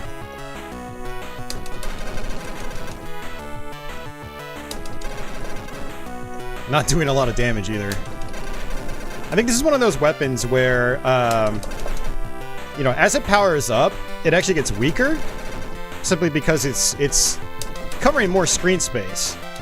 You know, they do that in the original Raiden as well. Which is a game that was heavily influenced by these Toaplan games. You could see it across the entire game. That's one of the reasons I love the original Raiden, is it kind of perfected the art of like the entire package. Not just, I don't mean just the art itself, but like basically the entire game as a work of art. Refines a lot of elements from this game in particular. Added a lot more polish. More unique level design through and through. You don't just go through 5 stages and that and then, you know, loop the same theme. It's actually, you know, multiple unique levels, which is nice. Okay, we're almost there. Just take it easy.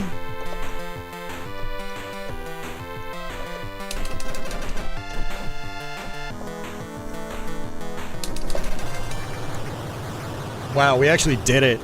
We actually did it.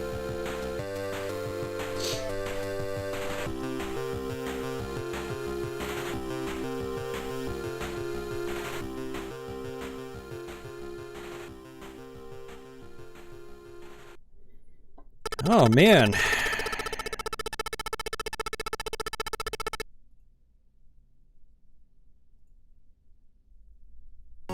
Here we go, guys. We actually did it. Whew.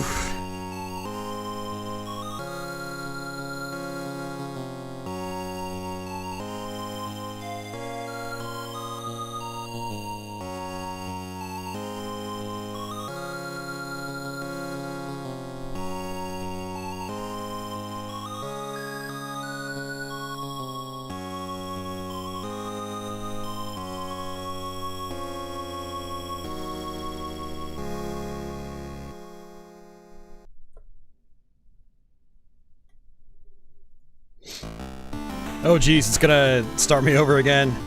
Alright, so what I'm gonna do here is I'm going to do a quick save just so I can have a save on loop 2.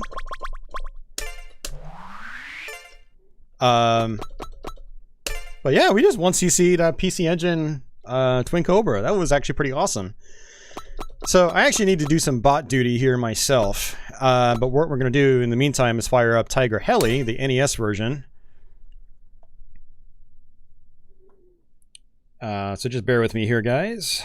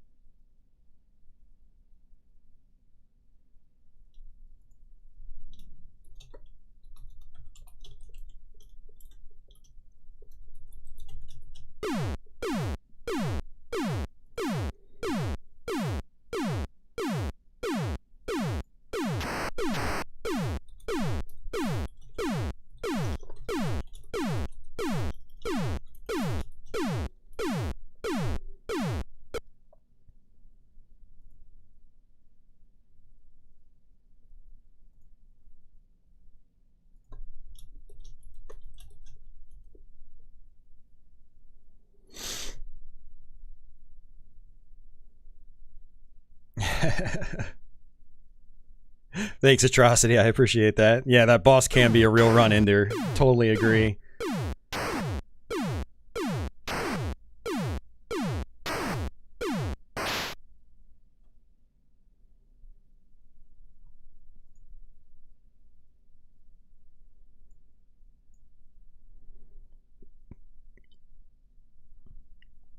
Oh, the 1cc emote. Yeah, you know, I meant to actually make one of those, Uber. Thanks for the reminder. I totally forgot about that. I'm basically trying to get these bots sorted out, so just bear with me, guys.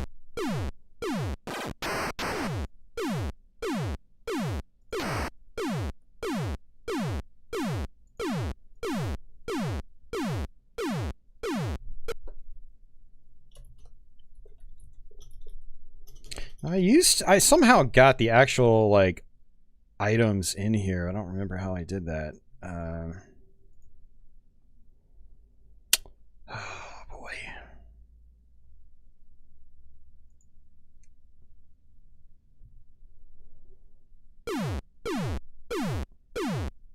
Beholder says Tiger-Heli was the first video game he ever saw in his life on an arcade machine near the beach on holiday in Italy. Very interesting.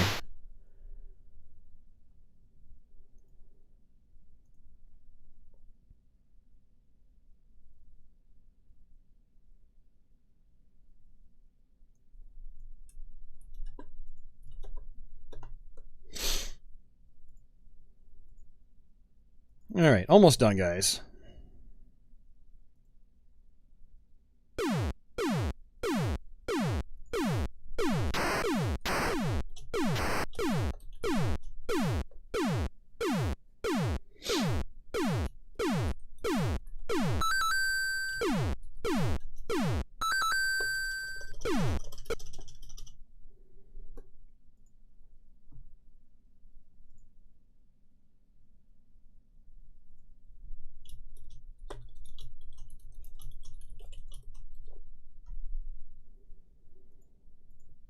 Yeah, I used to be able to just, like, drop in the actual emoji.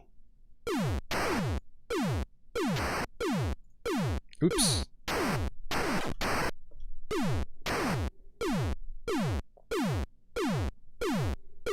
It's not working like that anymore. I don't know why.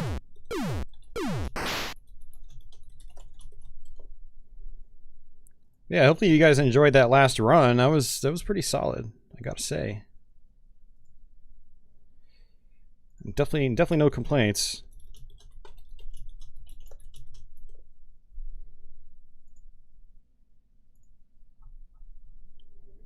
Yeah, I'm trying to remember if I actually ever 1cc the PC Engine version. I don't remember if I have or if I just came really close.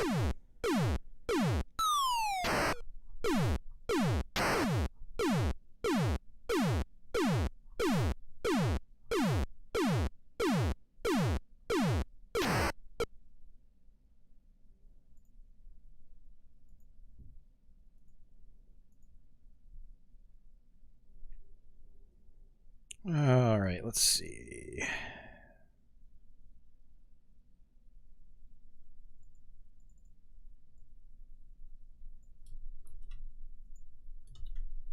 Oh, that's how I did it. Okay.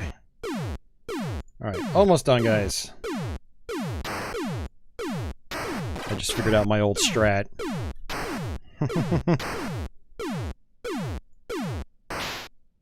Yeah, what's really funny is, like, I didn't have any problems with the bots until I mentioned the problems with the bots. It's like, what? Maybe I shouldn't have said anything, you know? We have this thing at work where we try not to jinx ourselves. Like, if it's a slow day on Friday, we try not to say it's a slow day. We just pretend like things are normal.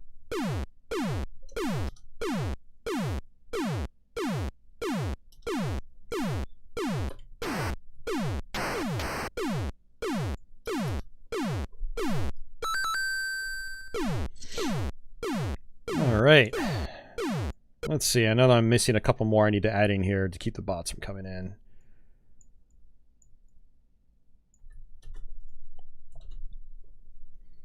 Yeah, I hate having to interrupt my streams like this, so I apologize for that, guys, but it kind of has to be done, unfortunately.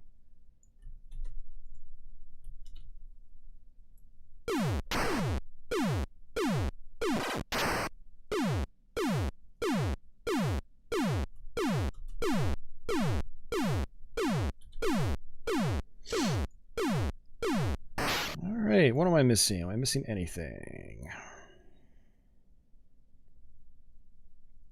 I don't think I am. I think we're going to be good for now.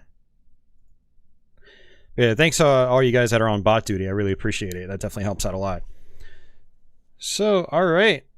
Carl says at his work it is absolutely forbidden to say it's been a good day because the second you mention all machines have been working well, you know they will break down. Yeah, absolutely.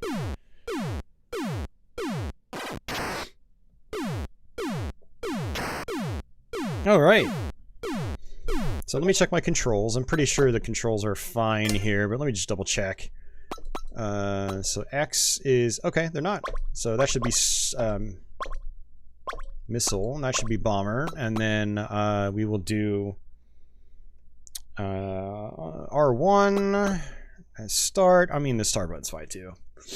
Select doesn't do anything in Tiger-Heli as far as I'm aware, and again, just like before, you don't have gadgets, but I think I can actually make the screen size larger. Yep, just like with the PC Engine one. There we go.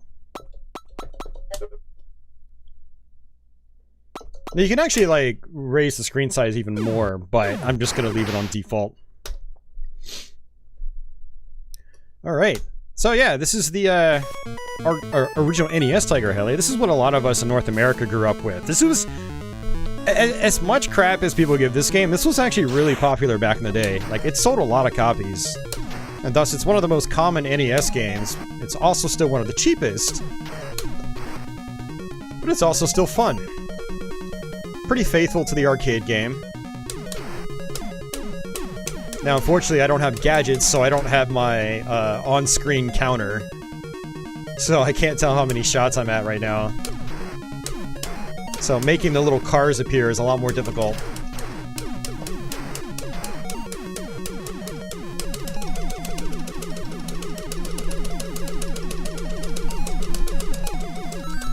There we go.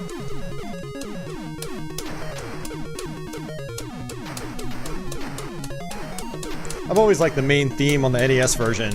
It's got a nice, nice bassiness to it.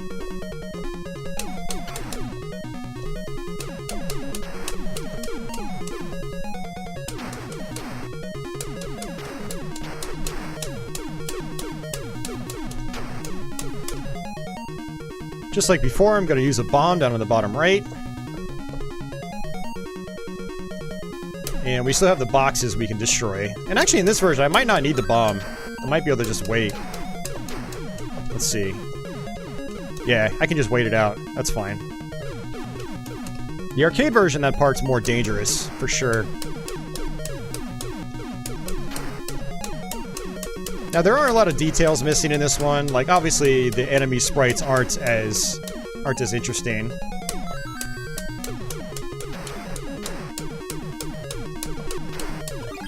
But, ooh, that was really close. The game is still really faithful overall, though. You'll notice that enemies don't, like... Well, actually, we haven't gotten to that point yet, but later on when we fight those big tank enemies, they won't blink in this version. They do make a noise, but they don't blink like they do in the arcade game.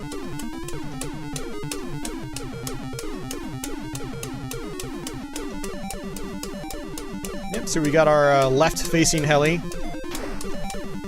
One thing that's interesting is the side it appears on is actually the side that you grab it from. So kind of a neat little mechanic. Oops, I lost my gray heli already.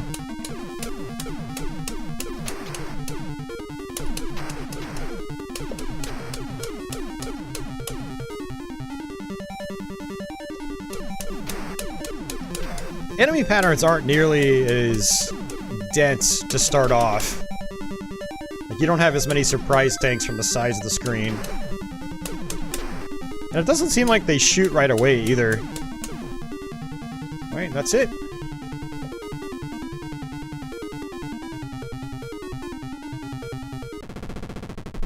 Atrocity says, this M2 version is the first time he's played Tiger-Heli. In a way, he appreciates its simplicity.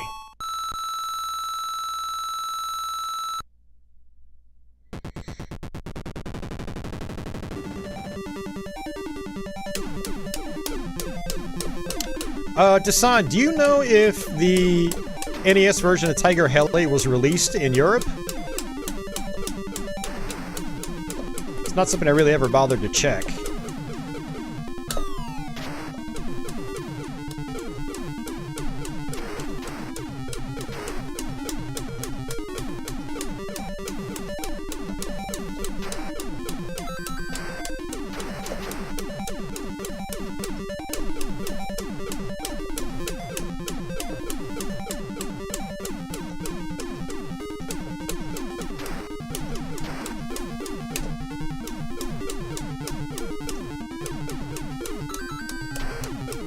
Another heli? I'll take that.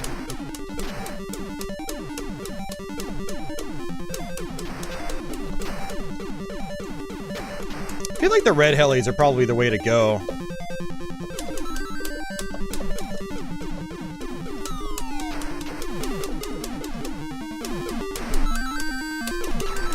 Nice. Uh-oh. That was close. Look at all that flicker. Alright, let's go ahead and pick up a bomb. Again, you get power-ups quite a lot in this game, so, you know, you can use your bombs safely. You don't have to save them.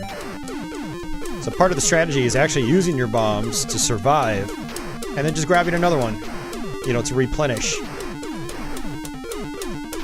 Unlike Twin Cobra, you can only carry a maximum of 2 bombs at a time. So you do have to be a little more selective about it, but they're there to be used.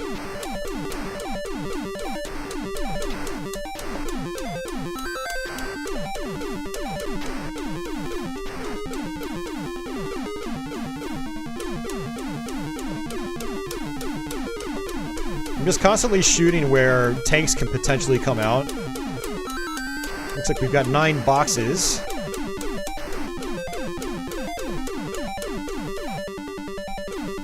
Oops, I actually did not want to do that. I should have actually selected the one that had bomb on it.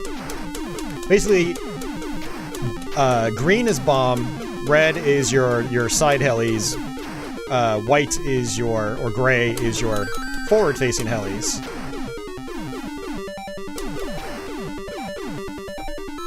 Looks like I got some points for that too, which is not too bad.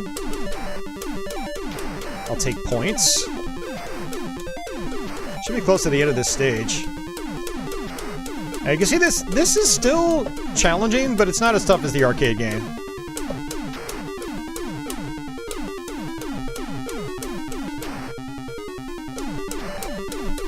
Now for any of you guys that like to complete your shooters, Tiger-Heli is one of those that actually doesn't end. It's basically a score chase game. I mean, every shooter is a score chase game, but Tiger-Heli in particular.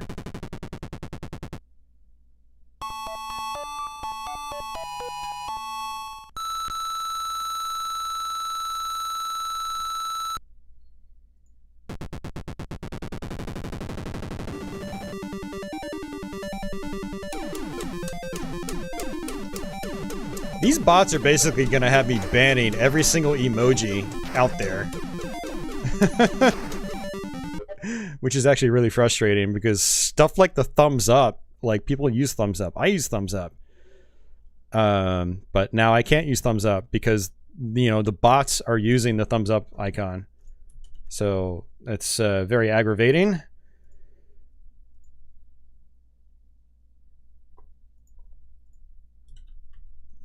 There we go.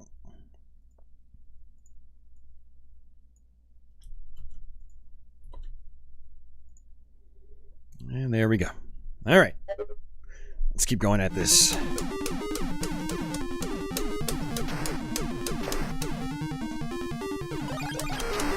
Looks like I got an extra life.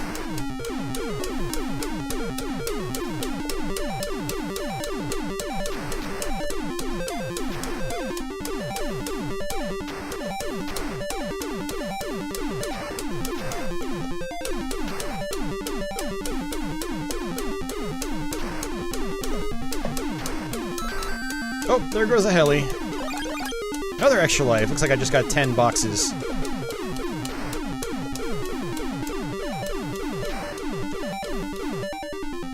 Alright, let's go with the gray one. Might help us out on some of those big tanks, whatever you want to call them. Mobile turrets.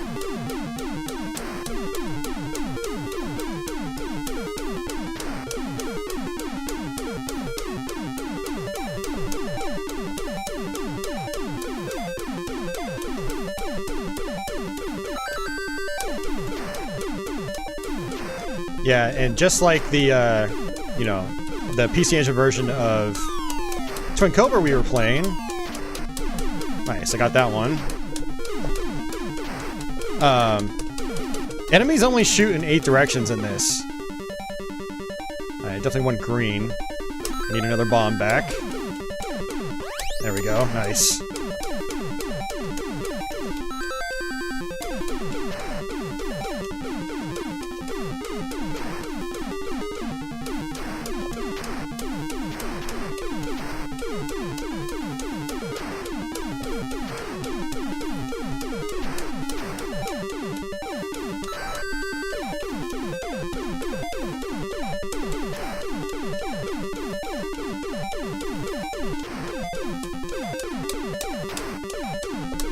Moving in a little slow. A little empty here sometimes.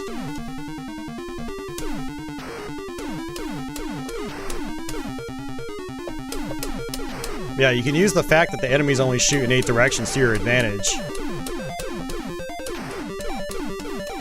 Because then I can just hover on the towards the top of the screen and then hit them with my side shot. Which is pretty handy.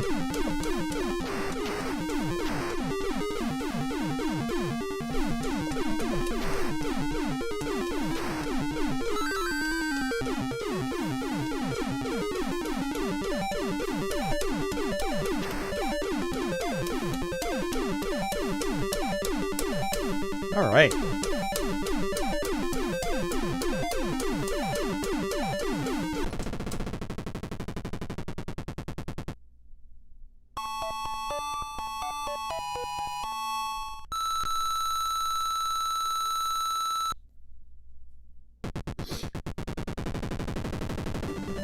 Design says they did get original NES Gradius in Europe, but not Gradius 3 on SNES. He says PAL territory sucked. It's sure, well, yeah. You guys did get Parodius though. We didn't get Parodius. Yeah, so PAL's not always the worst. You got Mega Man X3 on Saturn. We didn't get that. You got Deep Fear on Saturn. We didn't get that either. You got Wily Wars on Genesis. We didn't get that on cartridge here.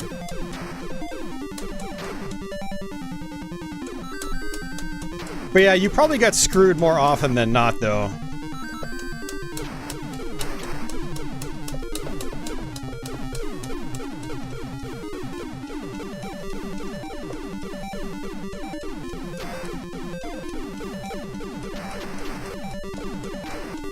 Aberdeen says this was released in Scandinavia. Interesting. In 1990. Hey, Scott. How are you doing, sir?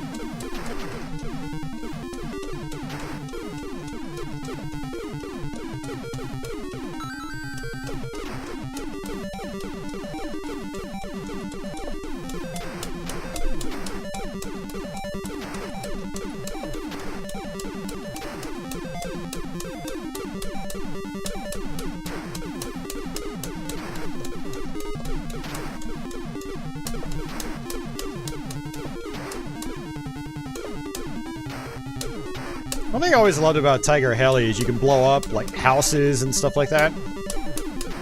It's not all that common later on in the game, but it's really cool. I think it was the very first shooter I'd ever played where you could do something like that.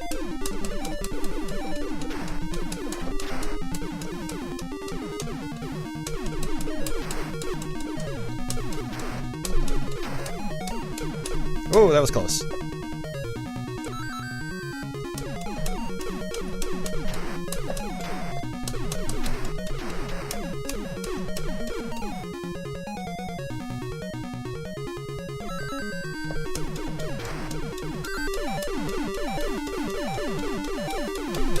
Whoa there. I do wish the heli, like the little side heli theme was catchier. It's not very catchy. I definitely like the main theme of the game way more. Oh, there we go.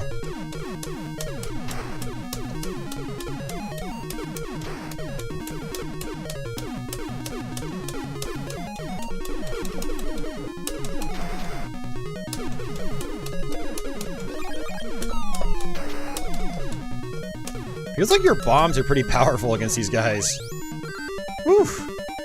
In the arcade version, your bombs are not very good against them. I've tried. It's not worth it. Beholder says, we were raised with POW, and it was fine. Hey, Azusa, what's going on? It's great, man. I love it.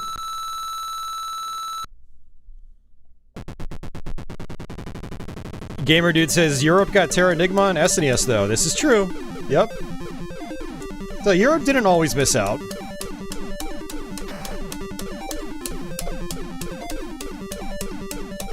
Europe also got Shenmue 2, Rez, and Headhunter on Dreamcast. And Fighting Vipers, too. North America didn't get any of those on Dreamcast. Hey, 8-Bit, welcome back.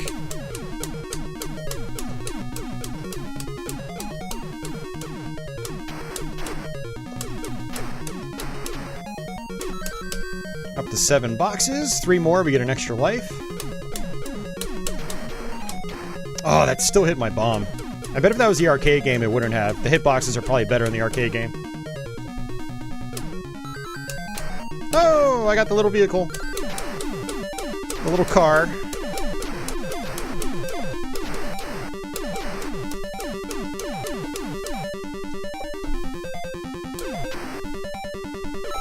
Oh! Whoa, whoa, whoa, whoa, whoa. That was not good. Gonna end up losing that heli. Nice, extra life. Whoa there, hell. Holy hell, man. You just watched a Toaplan retrospective today. I'm guessing you probably watched the one by Shmup Junkie. I think he did a Toaplan retrospective. I still need to watch that. I haven't watched it. Oops, I actually didn't want to select a bomb. That's not good. I wanted some helis.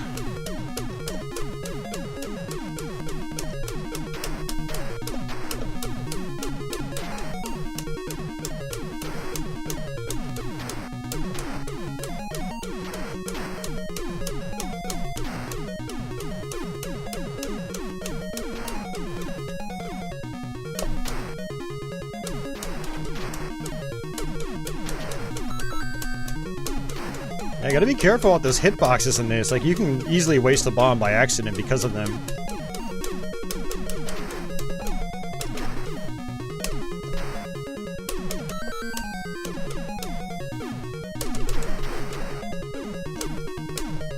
Nice. There we go.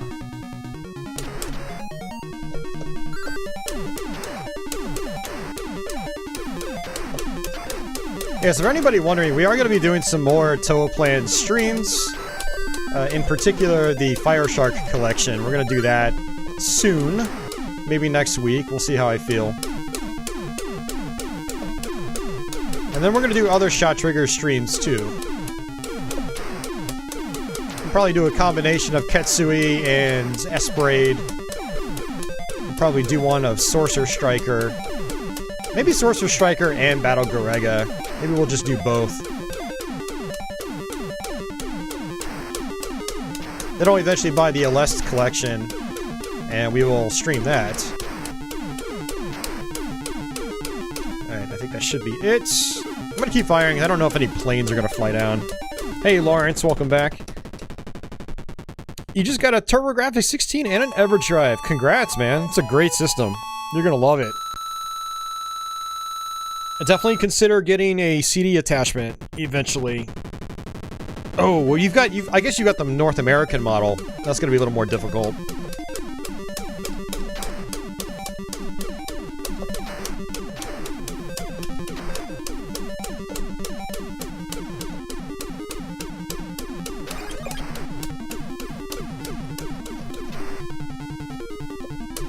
Alright, there's a bomb. Don't need it, but we get some points from it. Up to 6 lives. I don't know if I've ever actually been this far in Tiger-Heli on 1 credit. Like NES Tiger-Heli. I might have at one point in time.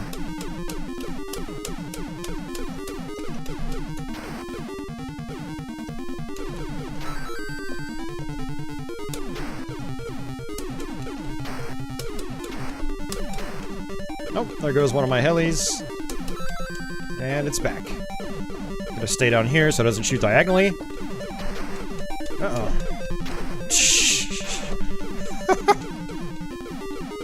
Little intense. Slightly. Yeah, what makes this harder is you see that everything is shooting at a faster rate now, so I have less wiggle room, like less room to bob and weave between the projectiles.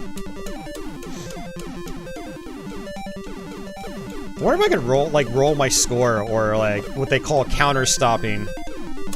Ooh, that's not good. Counter-stopping is when my bombs didn't drop fully. I died.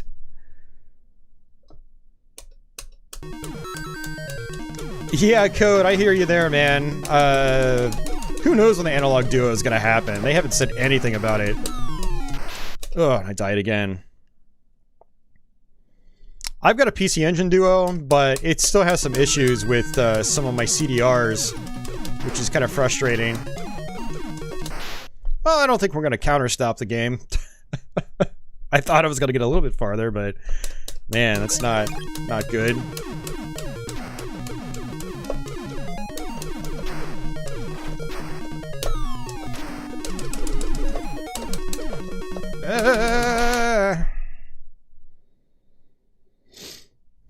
Yeah, I want an Analog Duo just because, like, I like using, like, dedicated consoles, which is why I bought a Mega SG again. I had originally sold it to fund my Mister.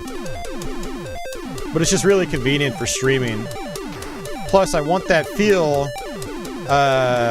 while being able to use, like, my CDs, and not having to worry about, you know, like, the game skipping audio or audio just dying and whatnot.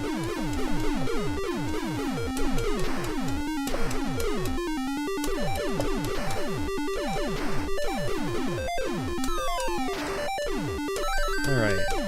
2 boxes.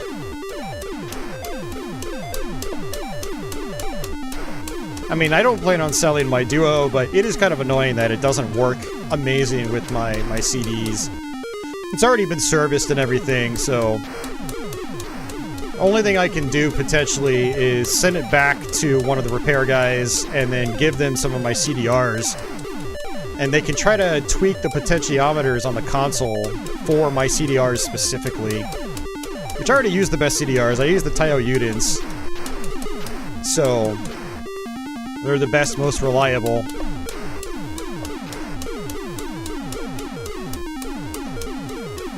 And even with them, like, some games, like, audio still cuts out.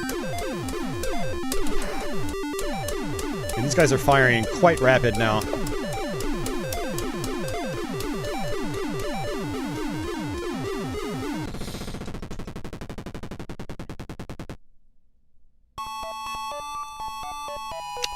You're still waiting on your Analog Pocket. Gotcha. I was like, they did come out. They just, yeah, they ran, I think, 3 pre-orders on it, and I think the most recent pre-orders aren't going to get their units till the end of next year or something like that. It's crazy.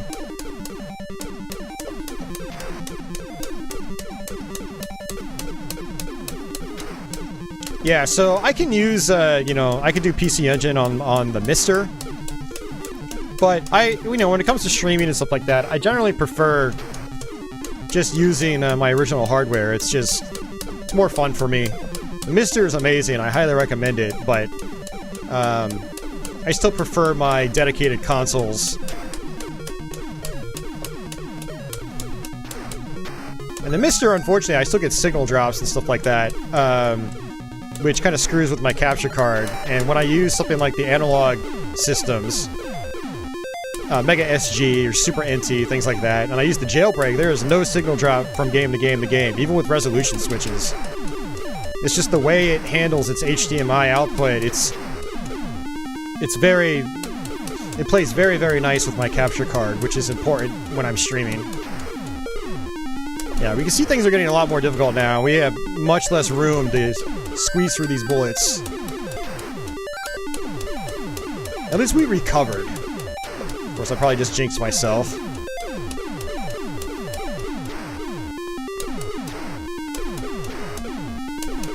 It's not too bad when there's only one enemy on screen, though.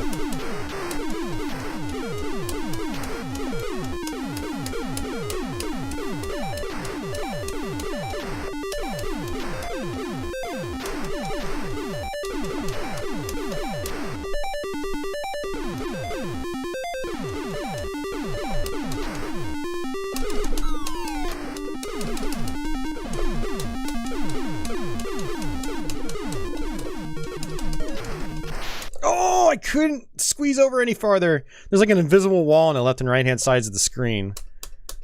Like, look at this. I can't go any farther than this. I hate it when shooters do that. Alright, I can't do anything about that. Just gonna squeeze past this guy. Uh-oh. That's not good. Oh, that was right on my nose.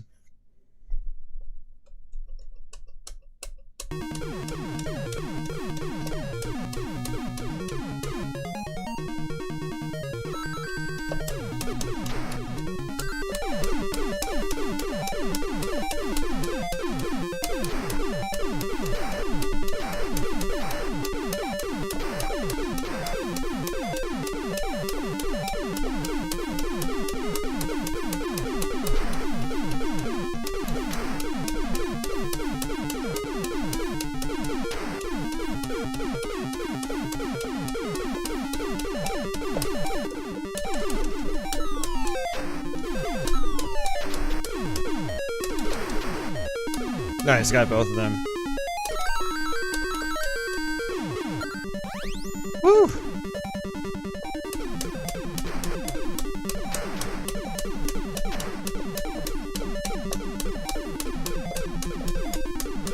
Yeah, I've definitely never made it this far before in one credit. I'm just gonna keep pushing it. Unfortunately, I probably only have an hour to an hour and a half left to stream. I had Pinball League tonight, and I got a friend picking me up before League, so I'm not sure what time he's gonna get here. I told him hopefully closer to 7 o'clock, so that should give me a little less than 2 hours. But he could show up around 6 or 6:30 for all I know. I'm not sure yet, so...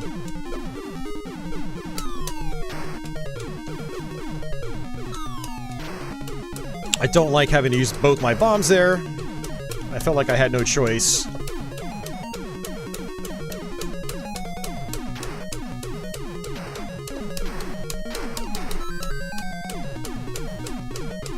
Is Jason heading out? Or is somebody else heading out?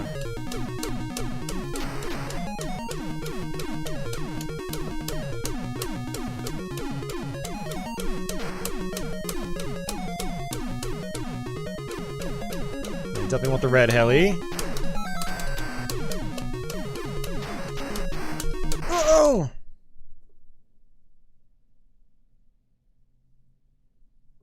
Okay, my friend actually just texted me. He said he's gonna shoot for 6:45, so that gives us an hour and a half. I still want to do the NES and Genesis Twin Cobras. You gotta be kidding me. Yeah, this is not good. Oh my god. That's rough.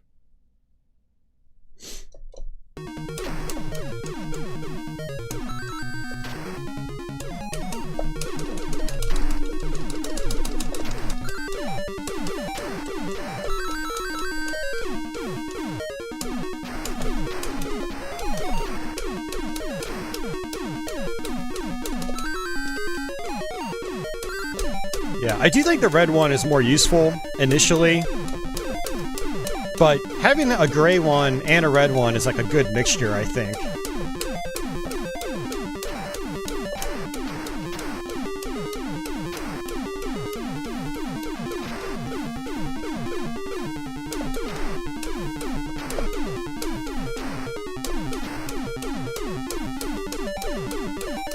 Whoa there.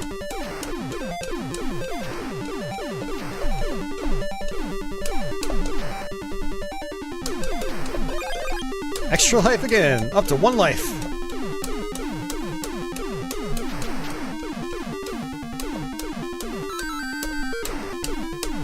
Hopefully some of you guys are having a nice trip down memory lane with this game, because like I said, this game is, well, not a lot of people praise it these days. It is very nostalgic for some of us, because, you know, for a lot of us, it was like one of the earliest shooters we ever played, especially on home console. Oh, crap, crap, crap, crap. Crap, crap, crap, crap, holy crap.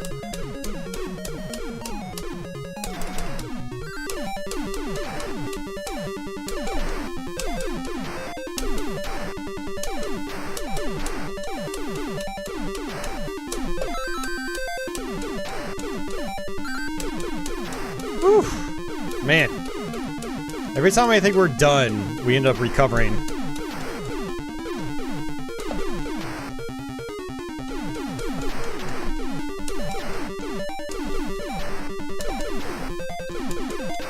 It's okay, lost one.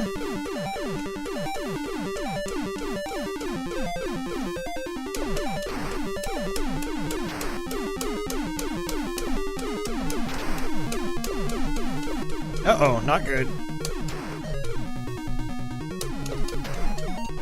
Jeez.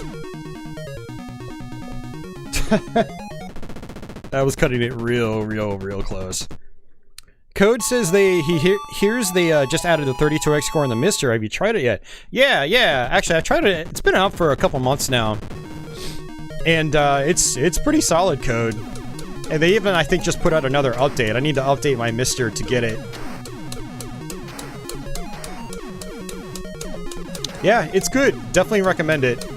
It's a great way to play 32x, because 32x add-ons are going up in price quite a bit. Looks like I got another extra life.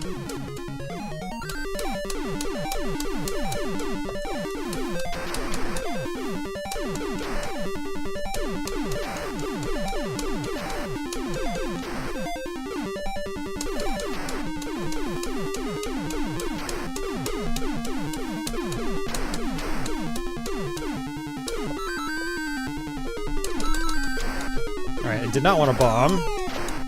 That's okay. Beggars can't be choosers.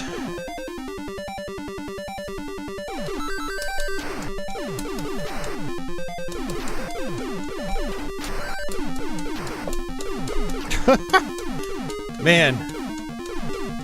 Downhill. It's all downhill from here.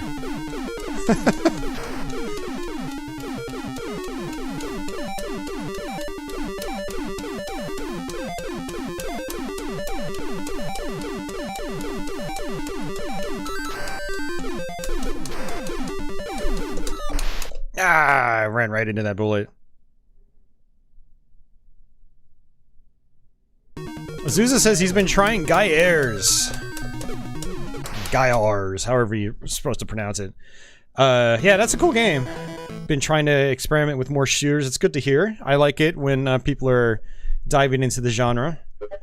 Let's see if it lets me save this. Looks like it does. So I can keep my high score on there. That's I think that's the best I've ever done on this game. And my highest previous to this was probably like maybe 100 or 200,000. So that was a pretty good run. I'm pretty happy with that. Code asks, says those cores are open source, right? I don't know about that, Code. I'm not sure.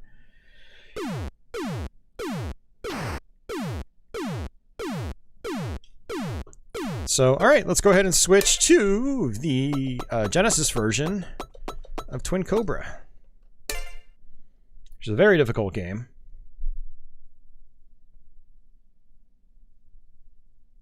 Hey, Andy, welcome back.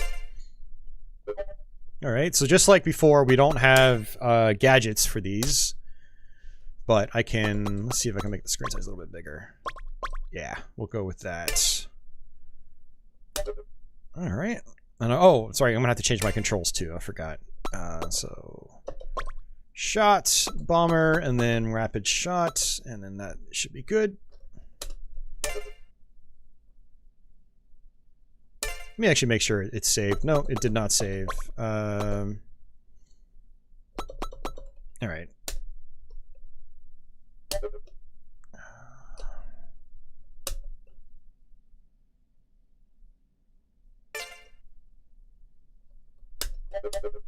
All right, game, what are you doing? I want shot, bomb. Why is it not working? I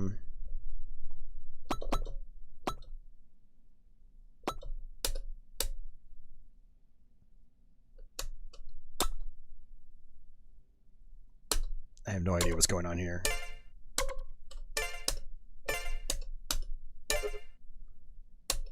Okay.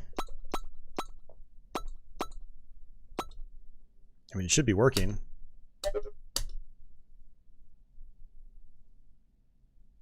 It's, I don't know what the hell it's saying.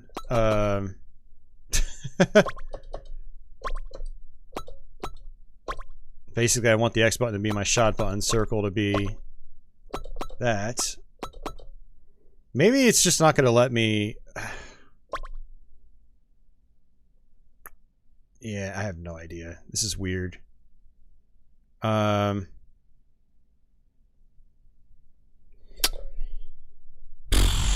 do R2. Let's see.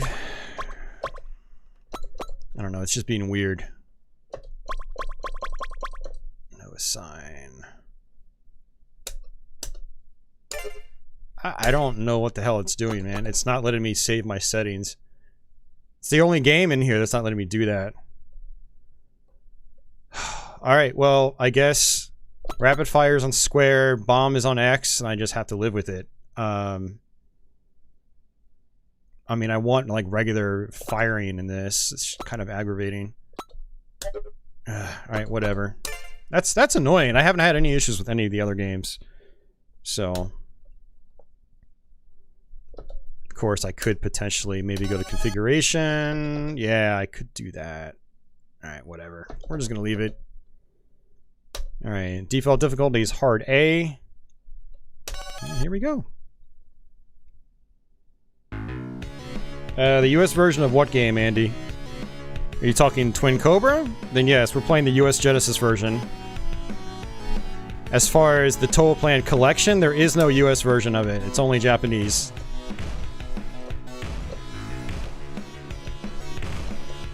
Alright. I'm just going to utilize rapid fire. Twin Cobra on Genesis actually has auto fire already, but it's not as fast as it could be, and you can actually technically mash the fire button to make it go a little bit faster. But we're just going to use the ShotTriggers auto fire functionality. And let's see how far we get. I mean, once you see the PC Engine version, don't think it's going to happen in this version. You guys, you can see the bullets are already faster. So, one nice thing about auto fire is you guys don't have to hear me mash my keys.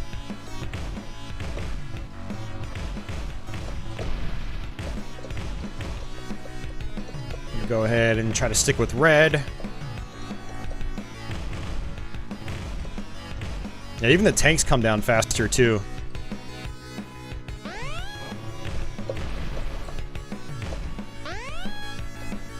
And then after this, I guess we'll do the NES version of the game.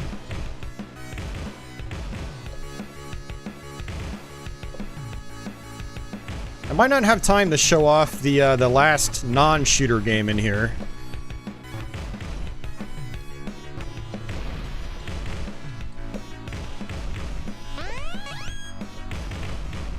Actually, I'm kind of tempted to switch over to blue. Because just like in the PC Engine version, this is a little hectic already. I need that spread shot to help me out.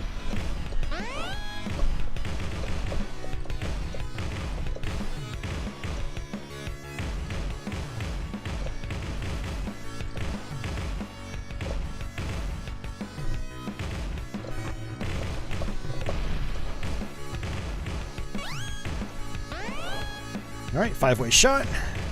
If I get the opportunity, I might switch back over to red. Because while blue has just a nice spread shot, it is also kind of weak, and so it's not the greatest for boss fights.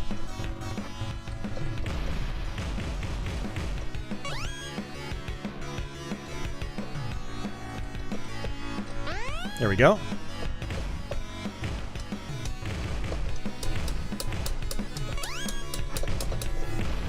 The red spread in this version is definitely a little more dense than the PC Engine one. Like, the bullets are closer together, it seems like.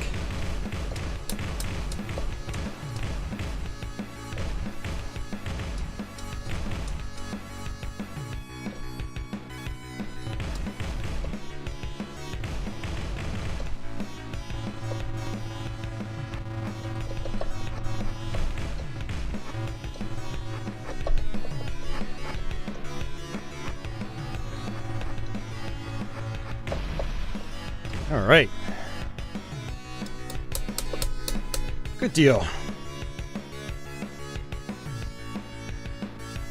And he says, well, that kind of sucks. No US version. Well, I mean, all you have to do is make a Japanese account on your PS4 or PS5, and then you can just buy it digitally on the Japanese shop. That's all you have to do. So you can still play it. You can buy it on PlayAsia as well if you want to drop 65 plus shipping on it for a physical copy. And it's region free. So that's what we're doing right now. We're actually playing the physical version.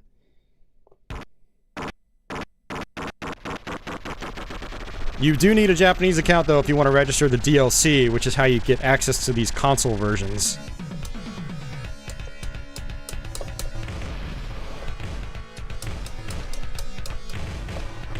Alright guys, I hate to do it, but I need to actually take a quick break. I need to turn on my air conditioning because it's freaking hot in here now. So you guys can look at the kitties. They're still... Look at Milo. His foot's hanging off the bed. Hey, Patchouli. Hey, Patchy babe. Oh, man.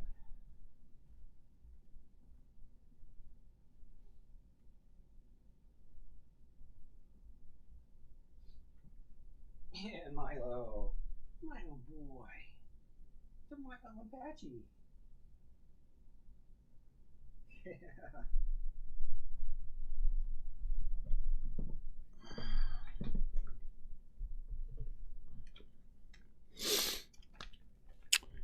Yeah, Uber. PlayAsia does sell Japanese PSN cards. That's how I dropped like $80 on my account and got Esprade, Sorcerer Striker. Yeah. So I have both those too. Yeah, they are super chill tonight. I'm kind of surprised. I think it's because they ran around for like 2 hours straight before starting the stream. All right, here we go.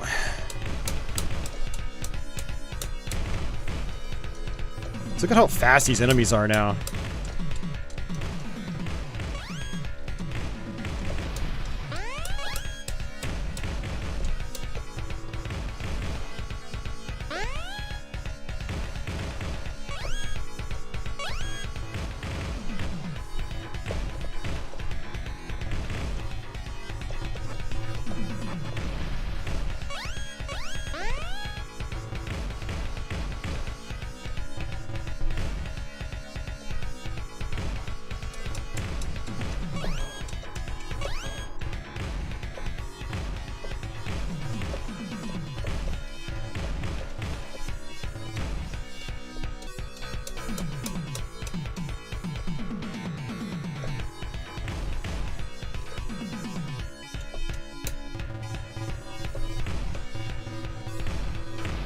Nice.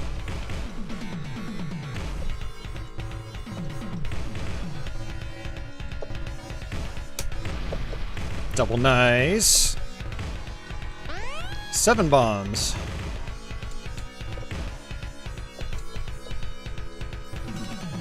Another extra life, that's good. I heard the little jingle. Oh, there. Alright, got him. Got that turret.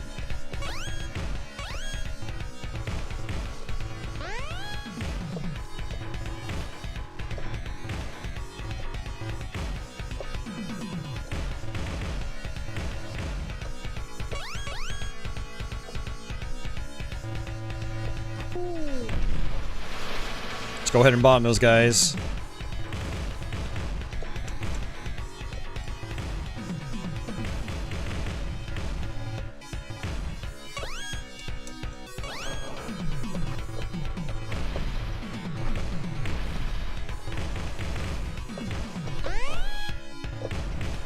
Alright, I should switch back over to red. I mean, I might be able to stick it out with blue, but I feel like red's probably the better choice.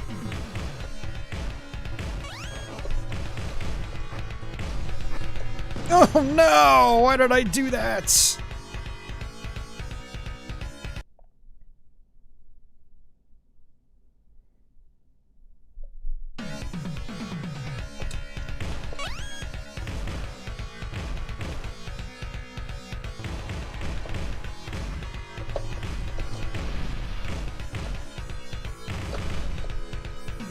Oh, those firepower upgrades out the window, and all those bombs out the window too. I made the mistake of getting too close to that tank. I'm doing exactly what I said not to do.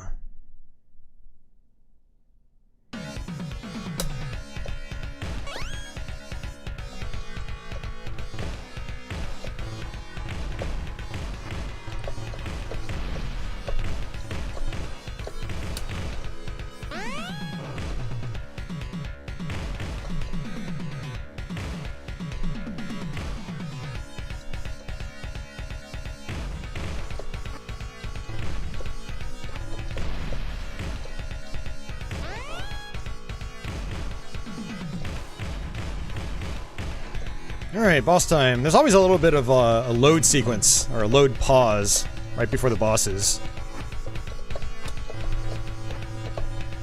Oh great, this has the helicopters too. Whew. Yeah, that's more faithful to the arcade game. And he wasn't as high up on the screen as he was in the PC Engine version. Atrocity says, this game is a cruel, cruel mistress.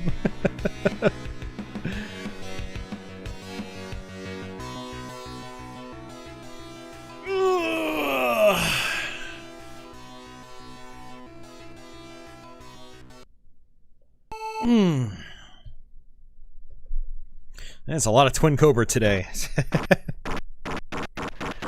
Alright, so what? That was level 2? Not a very good level 2. We died quite a few times, unfortunately. Red bought Mighty Number 9 in the PSN summer sale. Very nice, man. I need to get back to learning that game, and so we can do a YouTube stream. It's one of those games a lot of people like to crap on, and I think for good reason, if you know the history behind it, but it's I think it's a cool game. It's fun.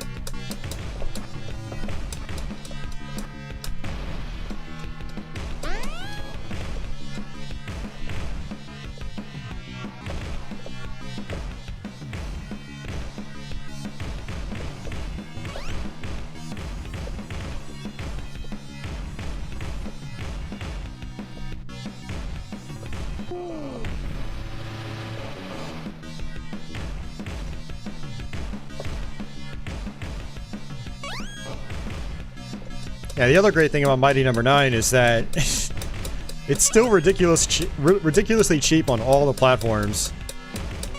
Be it Wii U, Xbox One, you know, PlayStation 4, PC, whatever.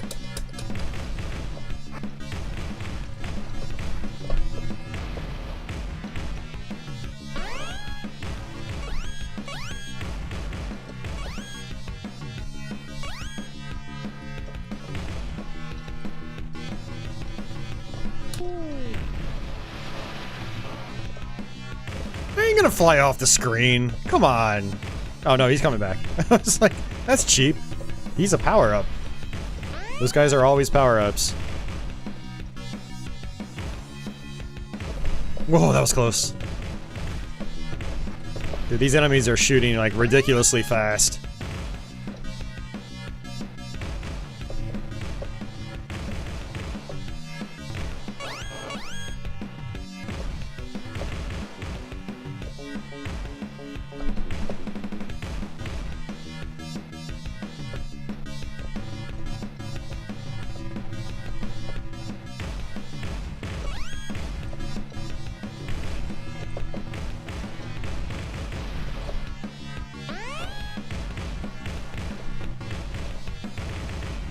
Extra life? Definitely need that.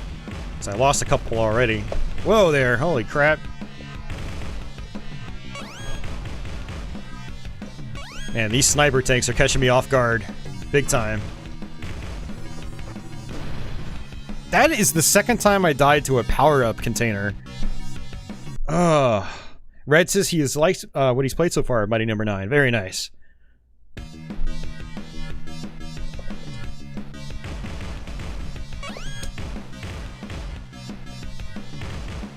Yeah, I remember getting to the final stage in Mighty Number 9, and it basically... the difficulty ramp-up is insane. So I kind of gave up on that, but I need to go back to it and finish it, and then get better at the main levels, and then we can stream it here.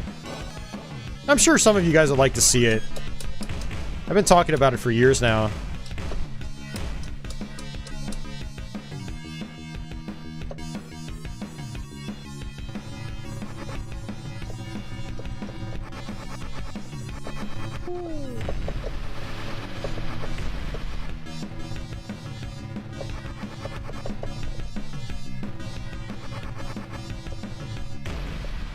Alright, first try. Hey, Society. He bought Mega Man 11 for his 10-year-old nephew the other day, and he said, "This game sucks, it's old graphics." He no longer likes his nephew. You're a good man. I'd be the same way. I'd be like, you know what? Never mind. I was gonna say something really bad, but I'm not going to. Oh, man. Old graphics? What? Mega Man 11? I mean, it's a fully 3D game. I don't know. It's weird. Mega Man 11 is like, it's clearly meant to look a little more cartoony.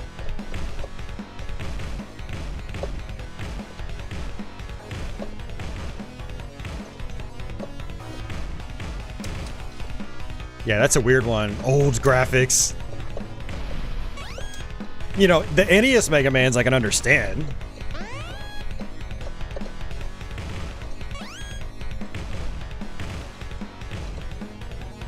But Mega Man 11? That just doesn't make any sense.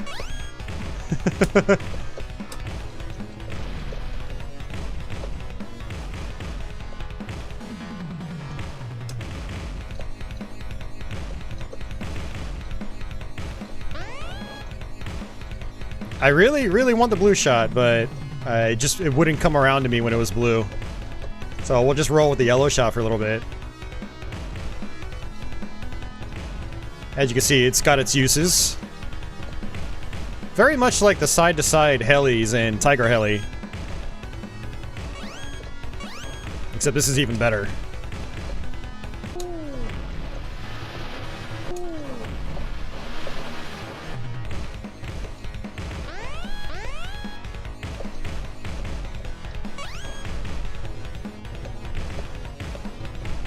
Scheiße.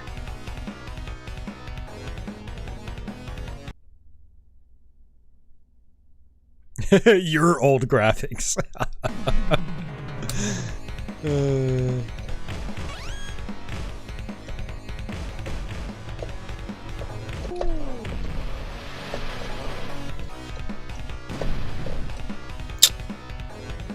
Between a rock and a hard place. You think it was really because he sucked at it? Yeah, I could see that too. Mega Man 11's not an easy game. It was actually surprisingly difficult, in my opinion. which is actually a big reason why I've never streamed it here. I beat the game once, and I never beat it again. I meant to. I enjoyed it. I thought it was a really good game, and a nice return to form. But it was tough. It was quite tough. Holy crap, these bullets are stupid fast right now, and they're just catching me off guard completely.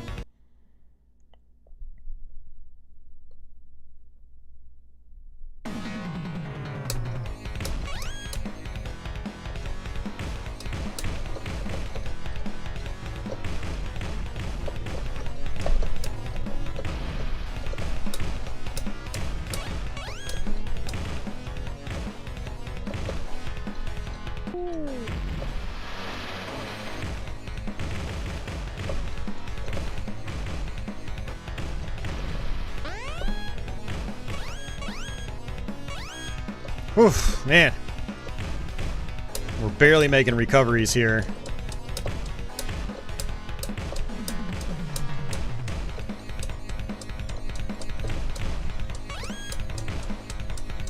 Those turret doors, they don't open at the same rate as they do in the PC Engine one. They're a little sneaky.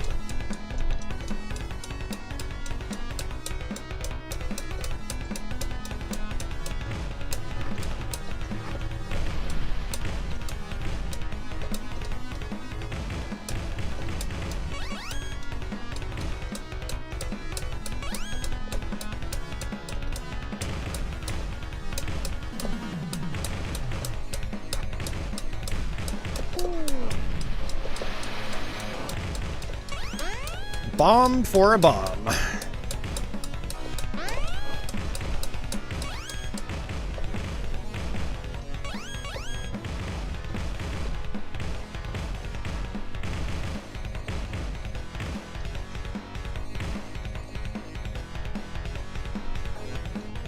Yeah, this is not a good weapon to have here.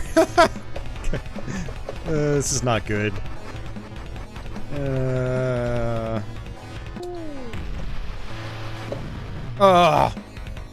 That bomb does not last nearly as long as I thought it would. And that's highly disappointing. I was expecting to do a lot better. I mean, yeah, I was expecting to do better than that. I guess I was technically level 4, but the end of level 4, I should have done better. So, all right, let's go play the NES version of the game.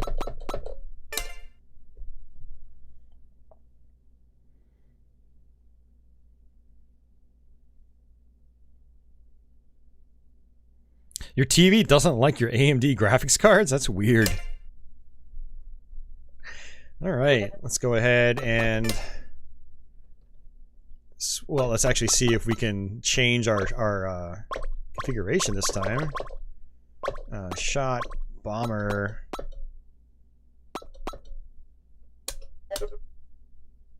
Yeah, so it worked.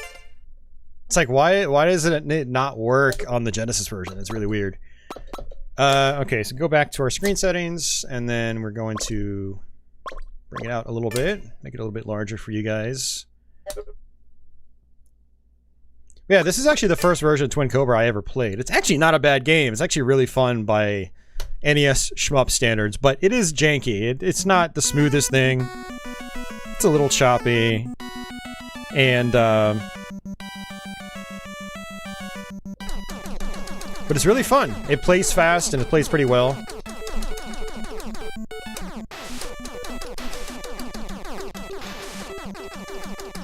What time is it? It's 5:46. Let's see if we can beat this game. Now, like the US arcade version, you spawn back in immediately. Now, this does have the Famicom version on it too. I haven't tried the Famicom one, so I'm not sure if that version has checkpoints.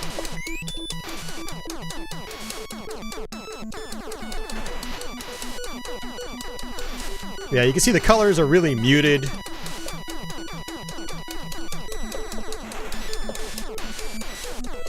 Kind of poor use of the NES graphics hardware. Graphics capabilities, I should say. But the game is still fun. It's just about the only shooter of its kind on the system. Well, I guess technically there was Fire Shark as well. Or Sky Shark, as it's known as in North America. But it's not great. The hitboxes in that game are terrible.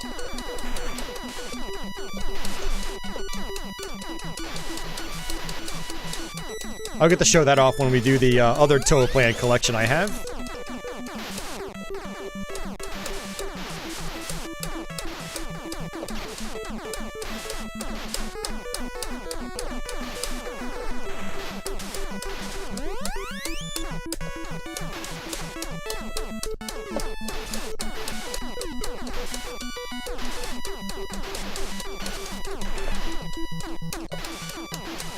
Yeah, just gonna stick with the red shot right now.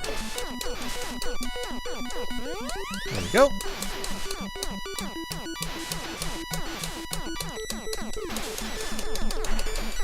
Yeah, this first level's not nearly as intense as it is in the other home versions.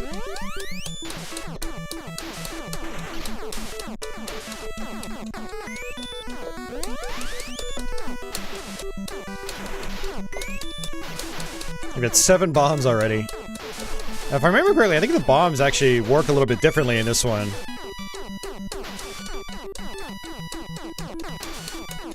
I'm gonna drop a bomb on the boss just to see.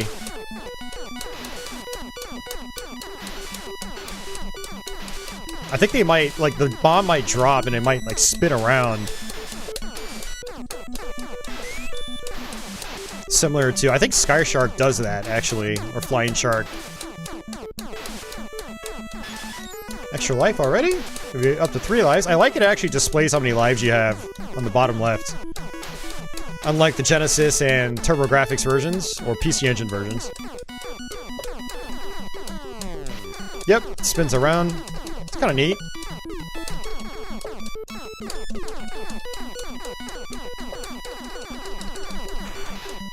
Oh, that was easy.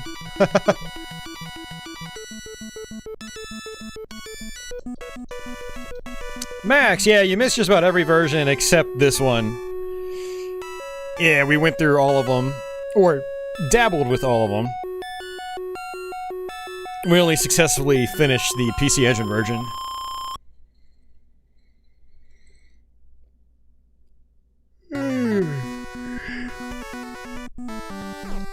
Alright.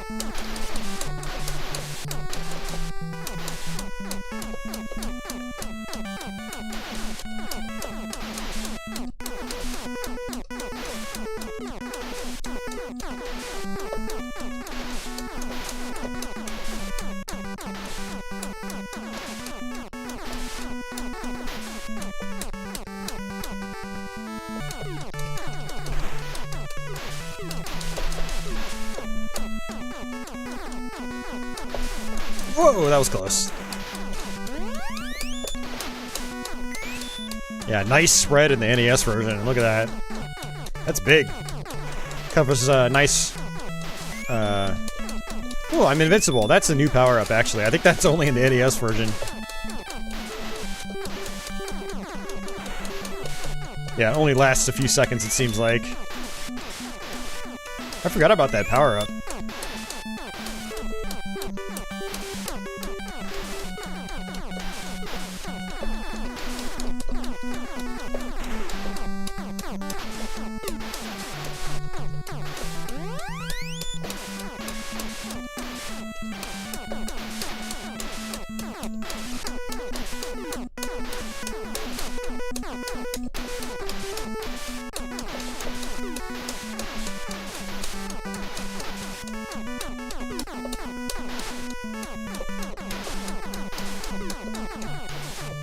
Lots of slowdown. That's actually pretty helpful. Oh, that scared me. I bombed immediately. That's what I get for pushing the screen all the way over.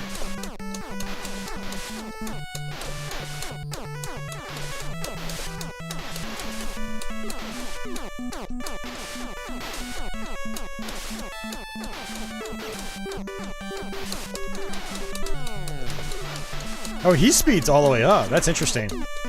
That's different.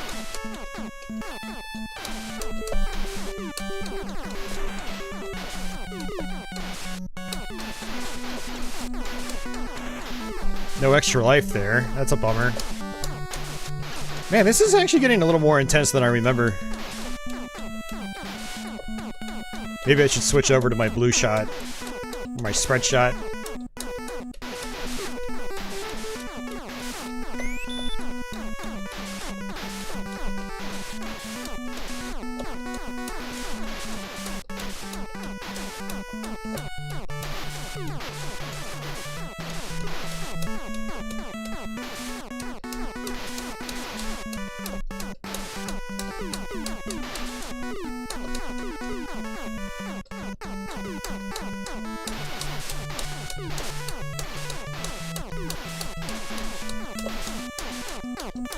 Alright, boss time. Let's see how this is.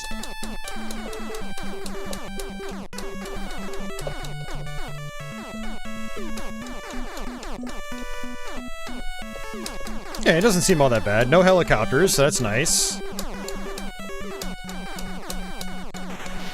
Sweet! Got it.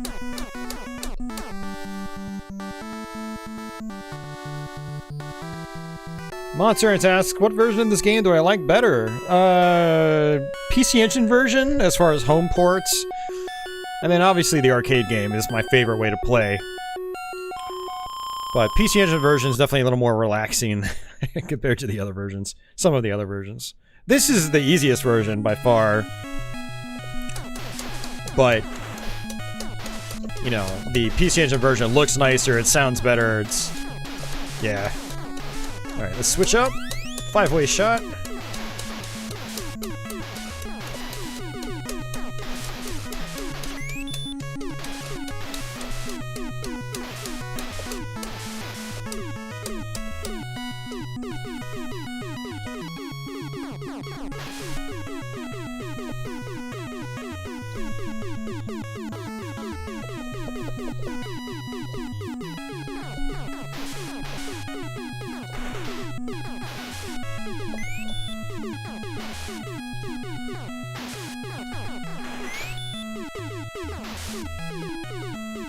Yeah, I actually have a couple of playthroughs of this on my channel already. I think I have a long play of it. And then I think I also did a Let's Play a long time ago.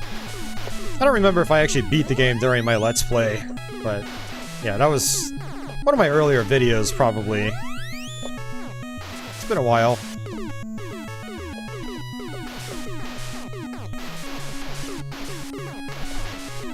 Spread shot definitely doesn't seem as handy in this version.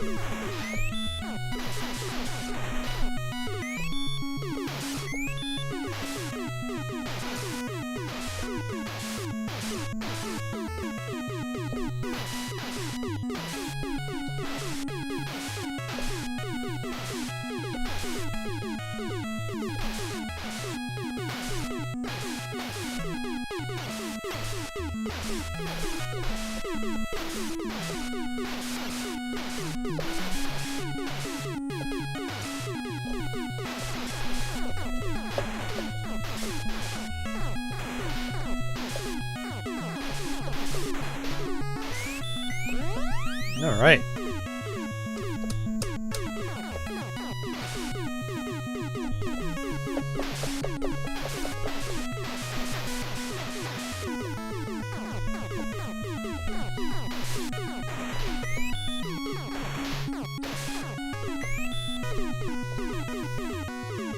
That's not good.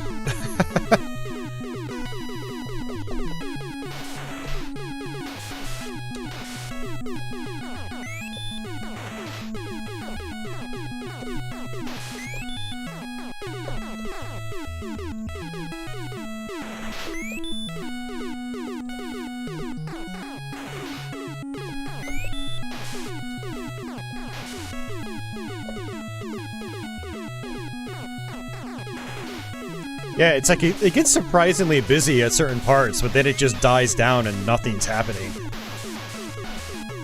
So now we're picking back up again a little bit. I feel like I'm constantly despawning certain enemies too. I wonder how that works. Unless it's just graphical glitching.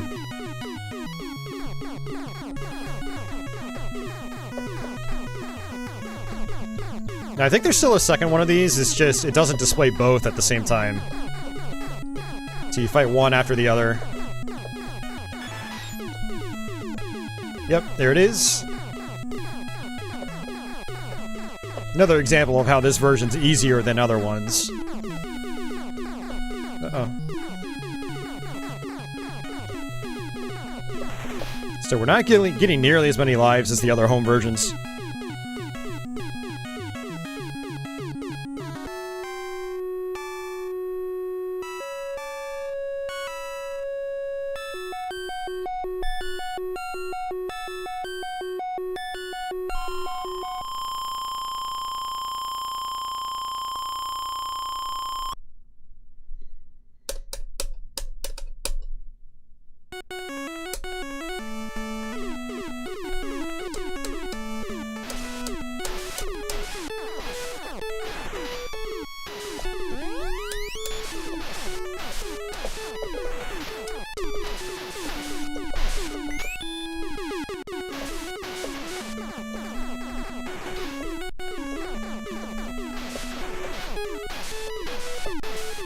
So we're just gonna stick with the spread shot for a little while, see how that works.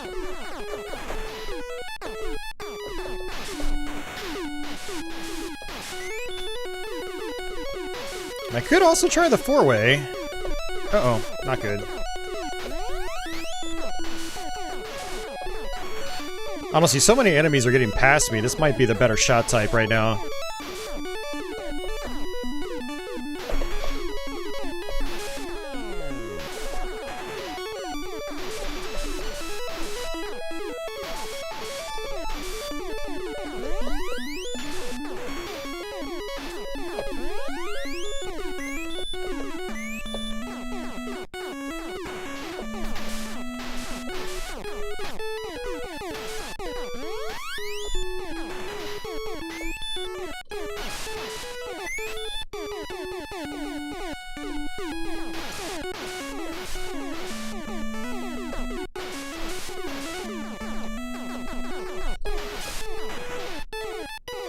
Hey.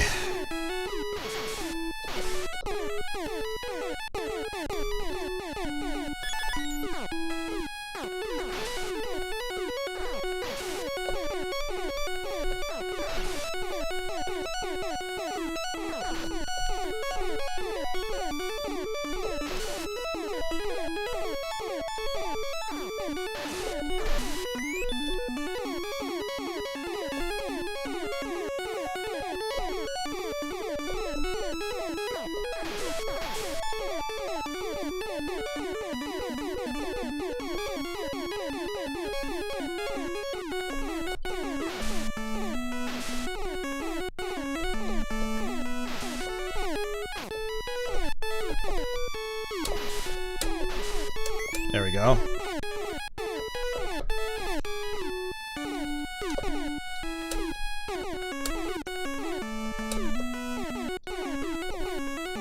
God, these doors are only open for a split second. Much shorter than other versions.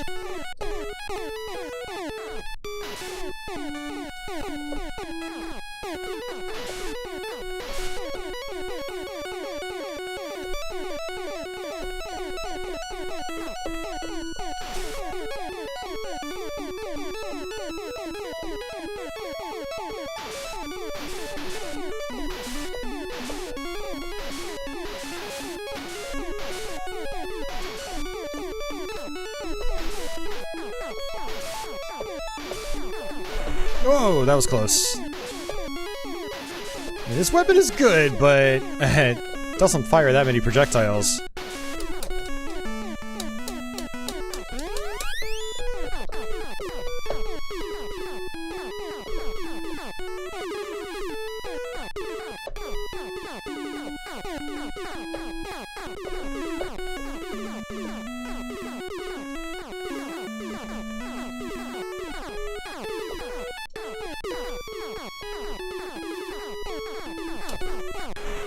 Crap.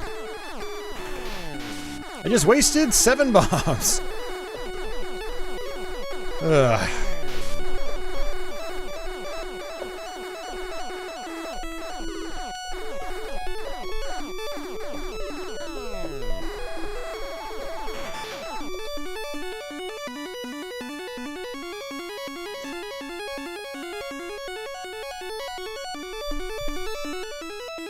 Hey, thank you very much, Red. Much appreciated.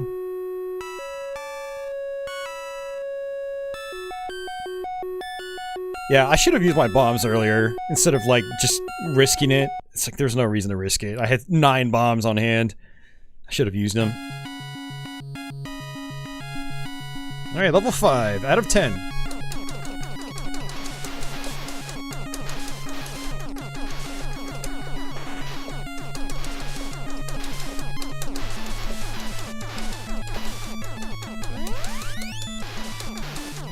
It's actually nice, you can kind of go below the bottom of the screen just a little bit.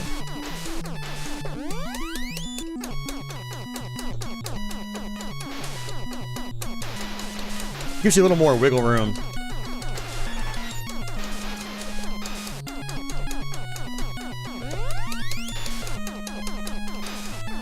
Yeah, I feel like the red shot is where it's at in this version.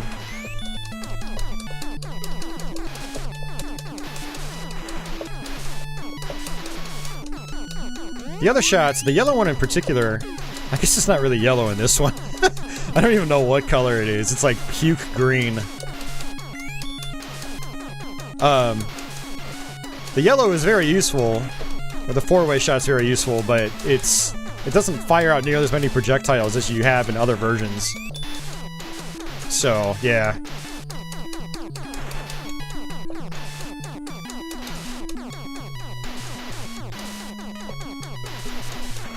Oh, I didn't even see that bullet. Man.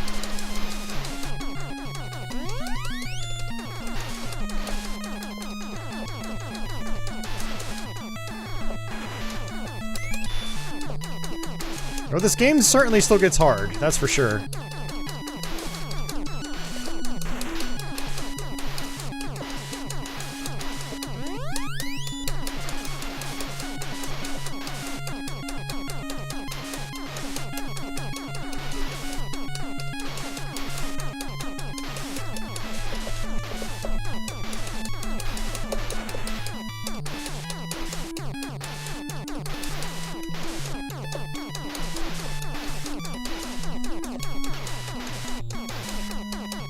Alright, close to the boss fight.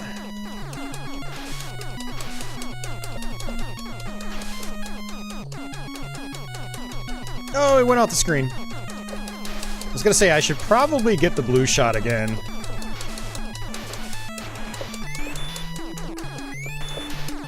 Simply because if the boss is like it is in other versions, then I'm gonna need to sit off to the side.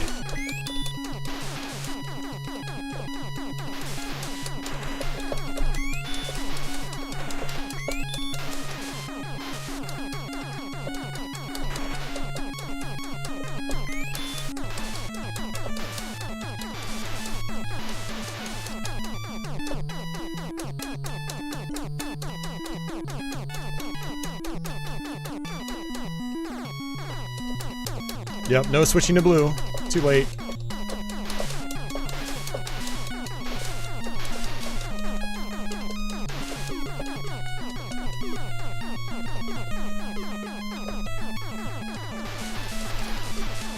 That was risky, that was worth it.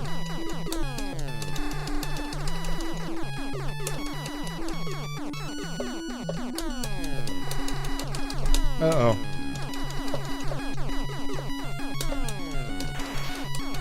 Woo! Did it! Use my bombs, but that's fine. Oh, man.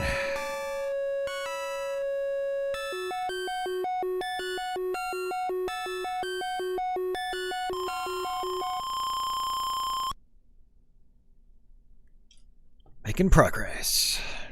Looks like we just hit 6 p.m. my time. So within the hour, I will be heading out. But it's been a fun stream. Had a good time playing these games.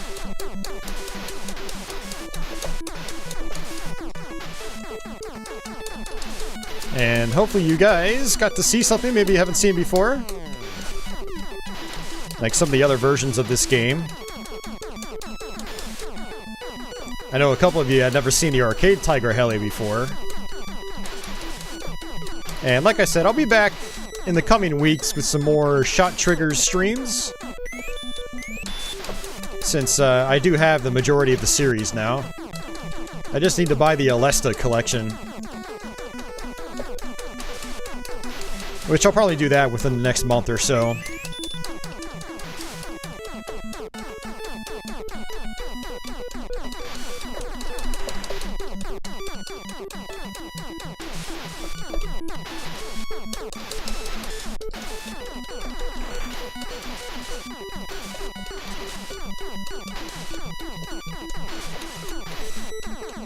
Oh, I ran right into that.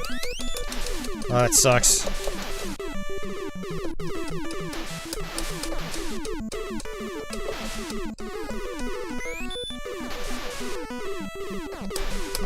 Yeah, so we're on level 6 out of 10. I only have 3 lives left. I don't know if we're gonna make it.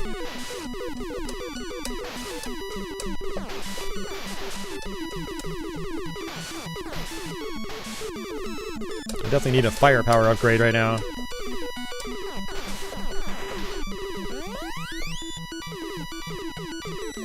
Whoa there.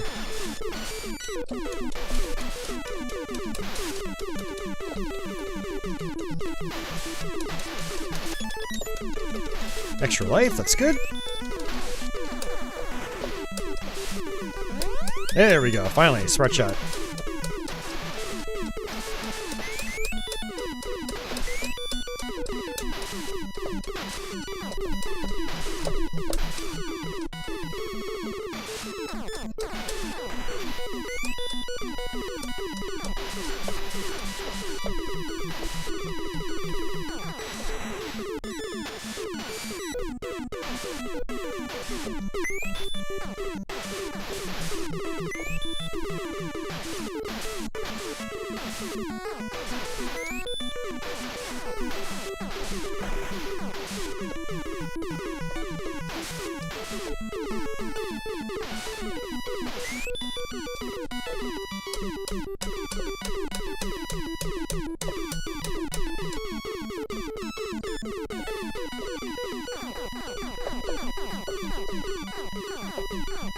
Oh, it's only going to do one at a time. Interesting.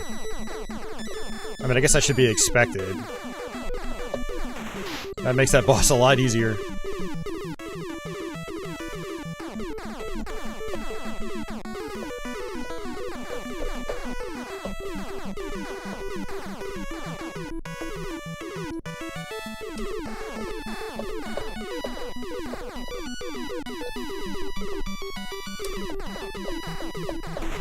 Nice. Alright, good deal.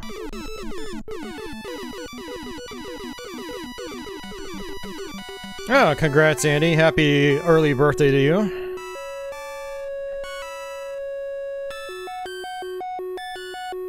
Society says hearing the button mashing makes this even better. Monterin says his favorite Tiger-Heli game is the NES version. That's the one he plays all the time. Yeah, we had a good session on the NES game.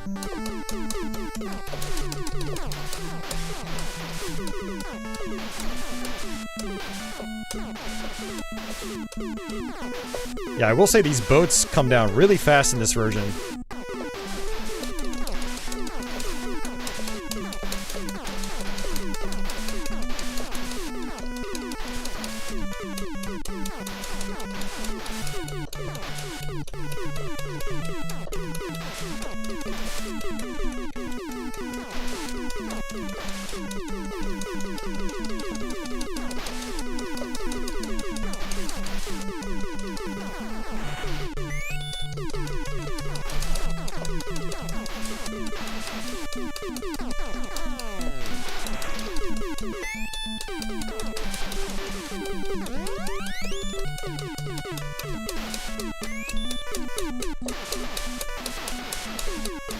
Whoa there, that was close.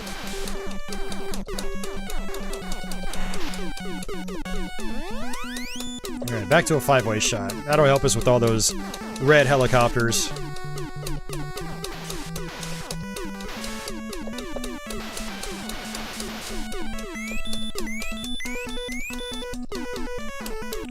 This game is called Twin Cobra in the arcades.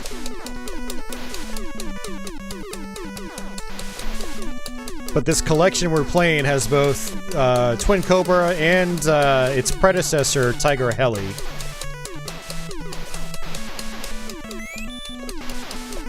And it's got most of the console versions of all those games, too. We're playing the NES version of Twin Cobra.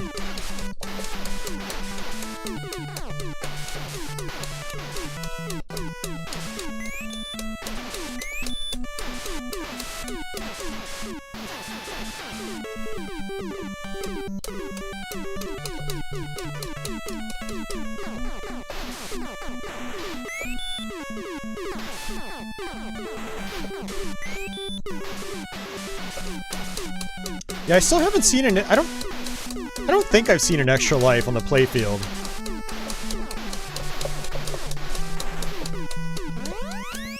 I wonder if that mechanic even exists in this version of the game.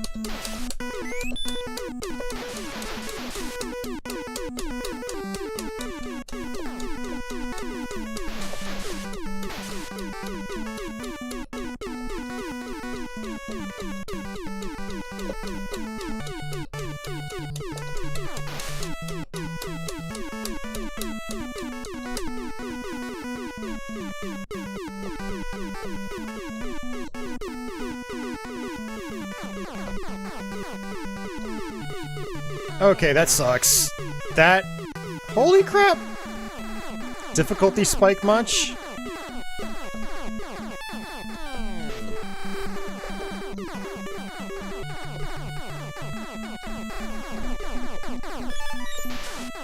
I was not expecting... Oh! I don't think that's the first time I've almost died to the second one of these.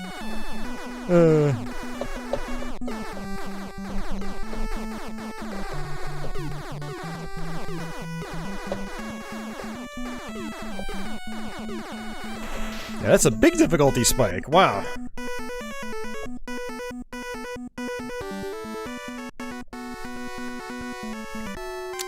Twin Cobra 2. I pretend that one doesn't exist. At least in the lineage of this franchise. It wasn't made by Toaplan. It was done by Takumi, I believe. And it's fine, but it's different. It doesn't feel like the original Twin Cobra. Andy asks, did anybody else pick up Capcom Arcade Stadium 2? I did not. I probably will eventually, but it's not high on my priority list right now. Pretty much all those games I can play on my Mister, so it's not like I really need it.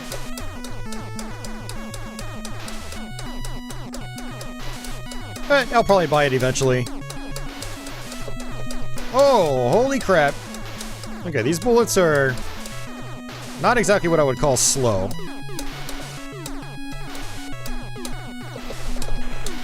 Of course, I'm out of bombs.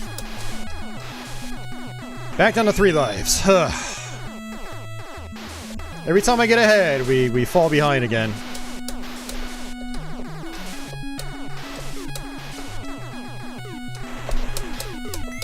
I can't do anything, because my firepower sucks right now. It's aggravating.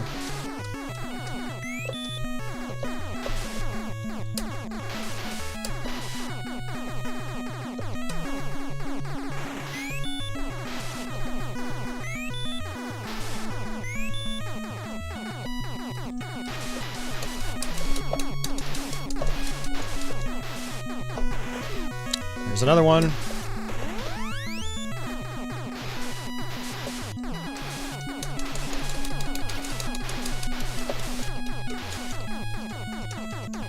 Man, this is rough.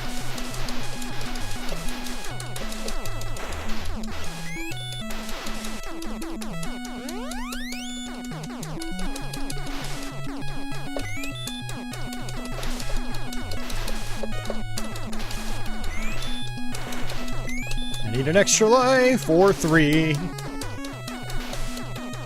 5 would be nicer.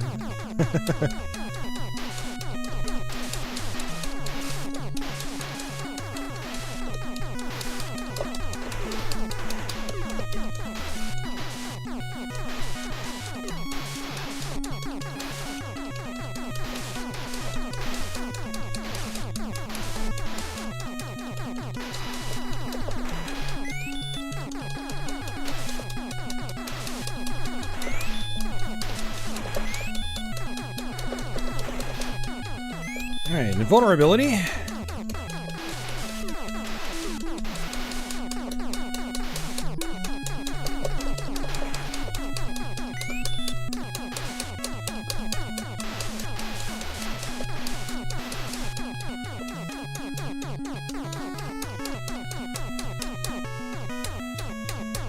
Oh man, boss time maybe? Yep.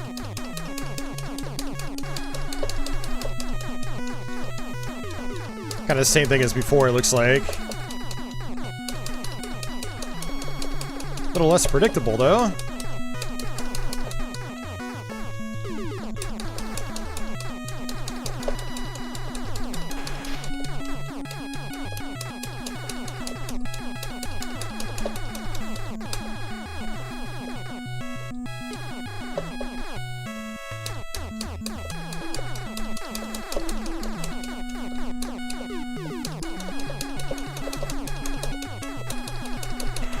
Alright, much better.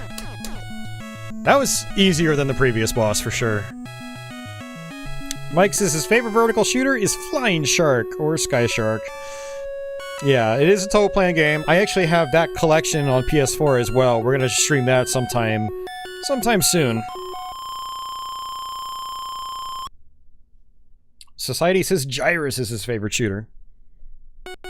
Very nice. I love the NES version of Gyrus. It's one of those games where, like, they added a lot to it. It's pretty cool.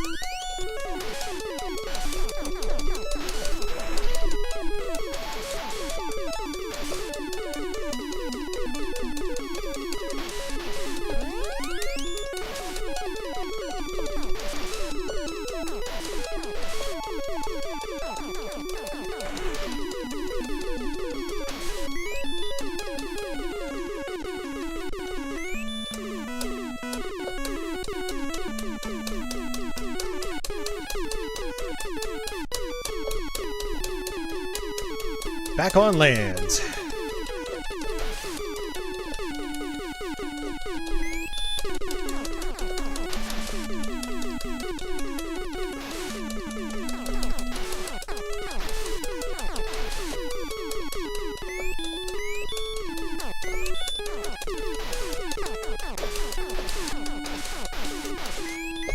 Oh, come on. Ugh. Well, I think this is it, guys.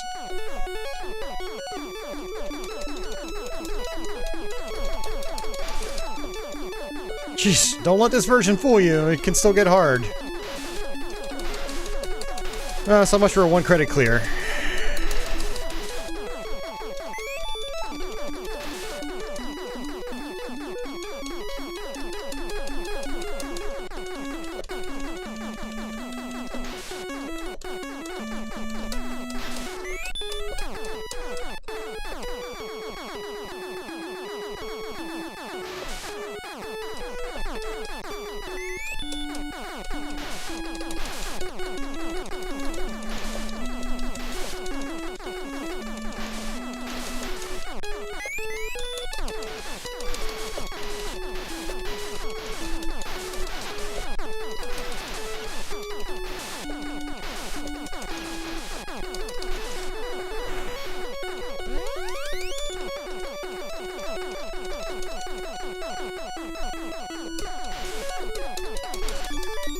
Ooh, extra life.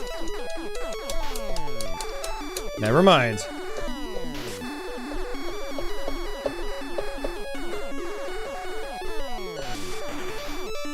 Yep, second one, I had a feeling.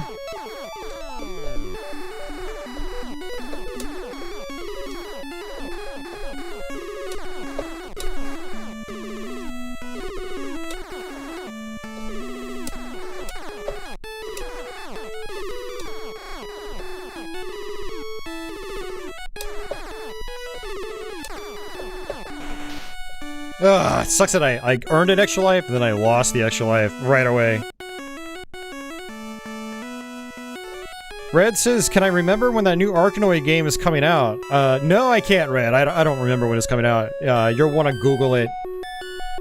If anyone wants to quickly Google that, let us know. Yeah, that new Arkanoid game looks really cool, actually. I wouldn't mind picking that up when it comes out. Whoa, whoa, whoa, whoa! I wasn't even looking at the screen! That was garbage. I was looking at chat. I didn't think enemies would pop in that soon. Like, my battleship wasn't even off the screen, and they just started bombarding me like crazy.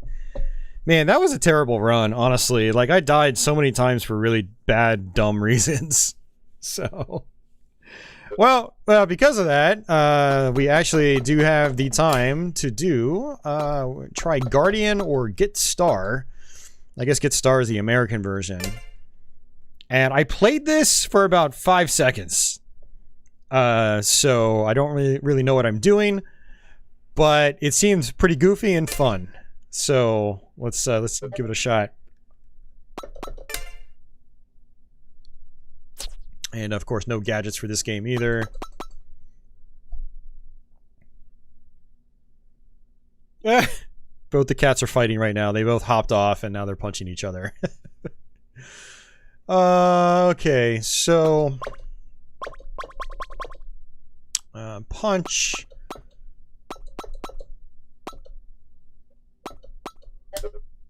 Alright. Society says it's fall 2022 for Arkanoid. Okay. Oh, I meant to go to my screen settings. And... well, this is weird because we're not actually... we're not playing Twin Cobra, so... I don't know if it even affects this game. Alright, let's try this.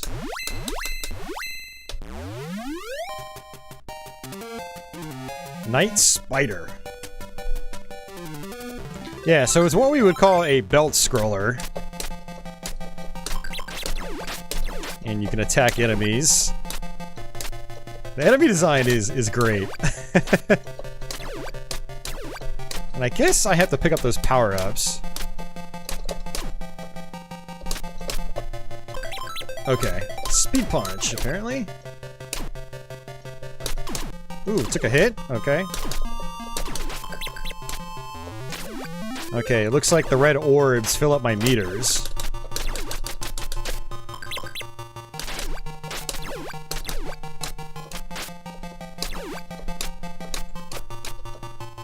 Yeah, it's interesting. It's an auto-scroller until you duck.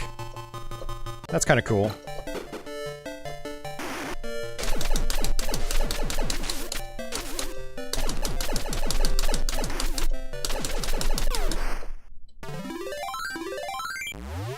He just flies off the screen.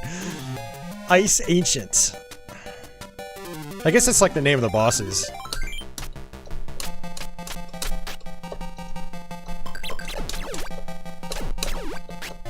Okay, looks like I want to jump those projectiles.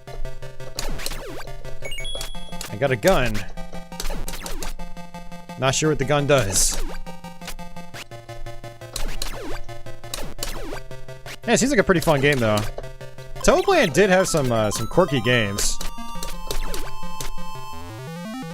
Looks like I have a Super Punch. That's gonna be my next upgrade.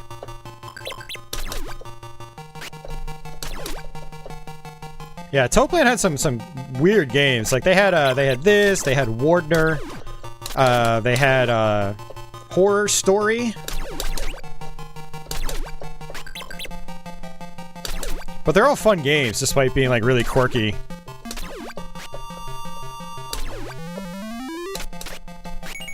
Okay, the gun actually gives me health back. Okay.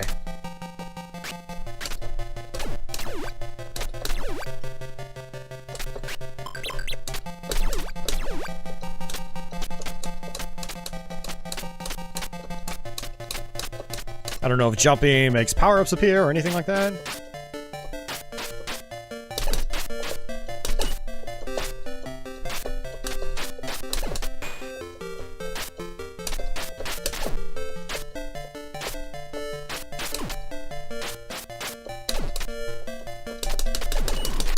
Oh, he wrecked me.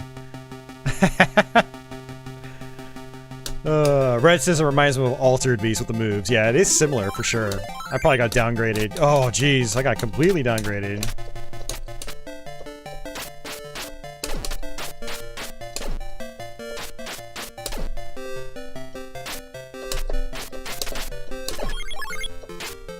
Extra life.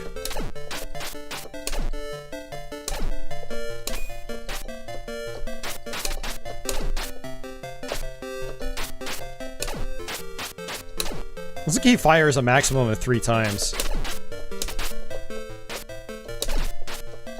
Nice. Alright, it looks like my friend's on his way, so he'll be here in about 15 to 20 minutes. Yeah, the stream's almost over, but it was a good time.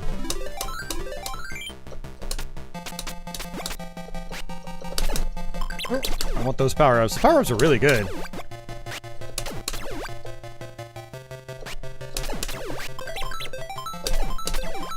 Speed punch. That means I can punch a little bit faster. Might be useful against certain enemies. Is that invincibility? Looks like it is.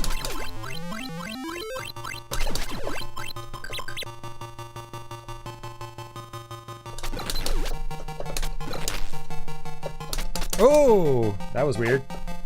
I missed that power up. That's a bummer. I was actually scratching my nose. My nose is itching all of a sudden. Oh, E's for energy. Huh, interesting.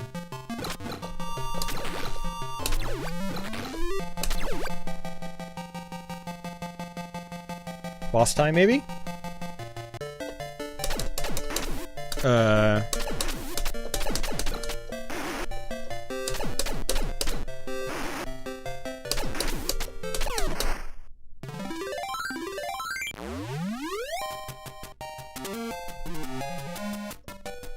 Hey, level 4. Desert level.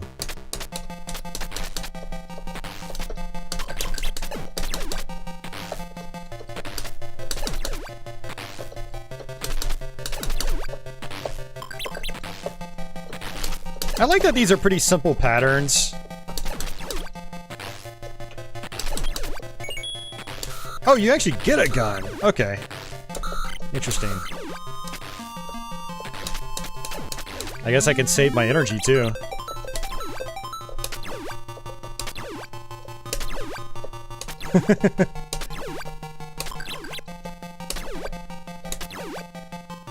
Oh, there we go.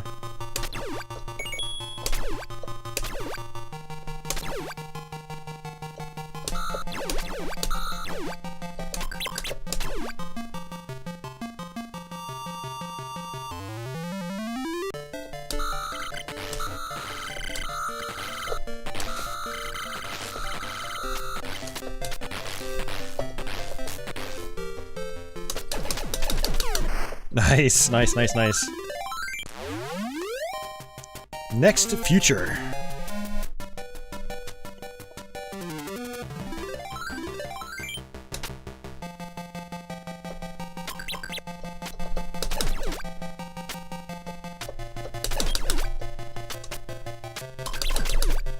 I wonder what Super Punch looks like.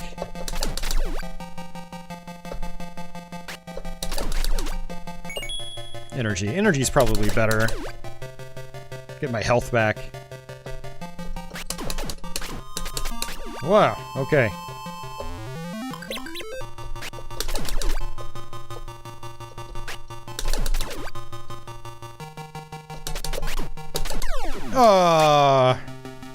I guess we're not gonna see the Super Punch, guys. How many lives do I have left? I think this might be it. Oh, I have 1 life left, okay. Holy crap, they take a lot of hits now.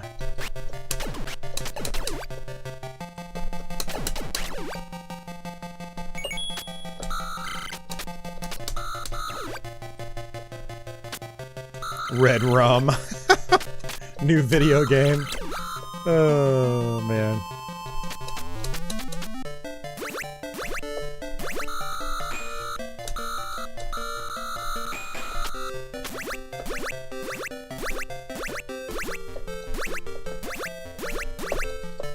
Huh. It looks like its health is just draining.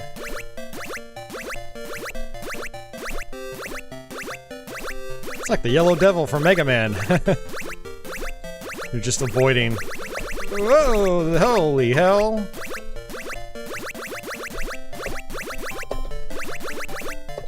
Oh, I tried to duck with my hand, literally slipped off my joystick.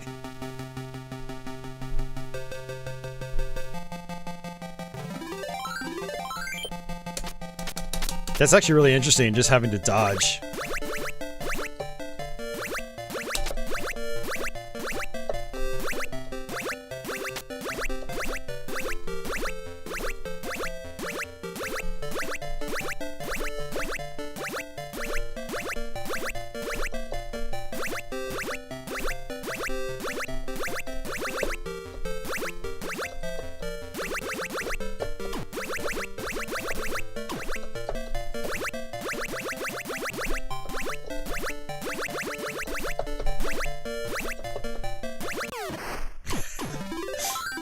That's a clever boss. I like that.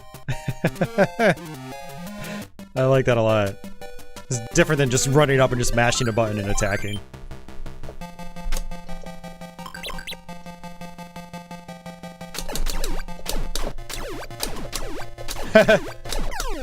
Little dudes run out. That's fun. I like that game. That's clever.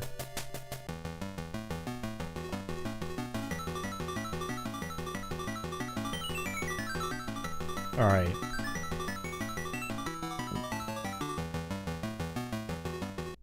Let's try one more run.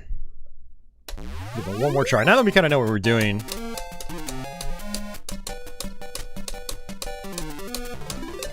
Yeah, it's a fun game.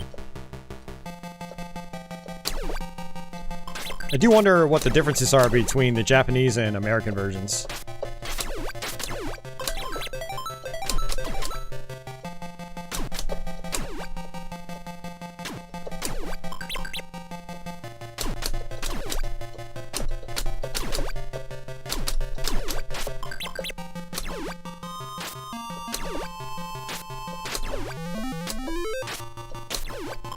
Arcade Pilot asks, does it scroll automatically or with controls? It scrolls automatically, but you can duck and it'll stop scrolling.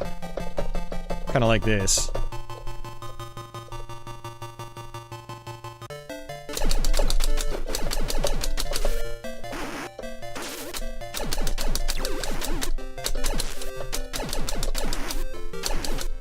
Oh, that literally just pushes me back. I thought it would hurt me.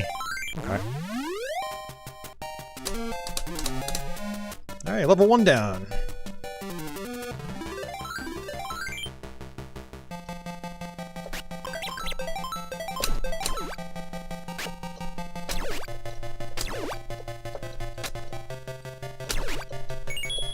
Actually should have grabbed the gun.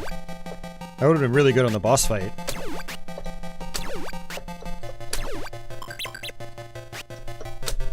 There's a dino frozen. I didn't notice that the first time around. Alright, let's just skip that guy. Hey, Milo!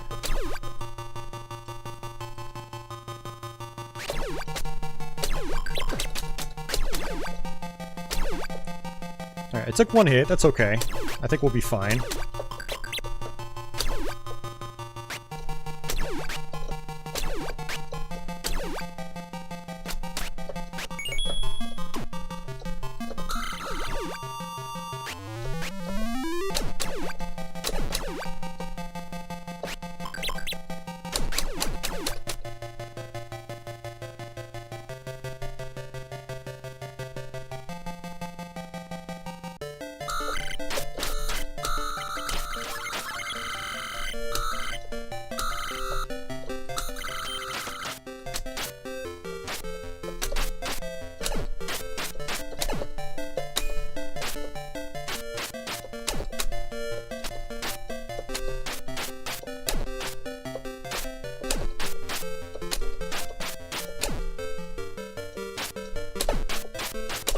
Nice. My cat was getting on top of my desk the entire time.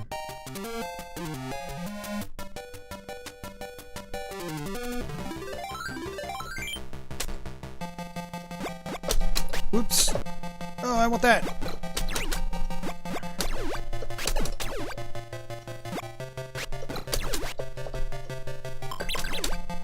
Alright, we're getting close to Super Punch. Will we see what the Super Punch is all about?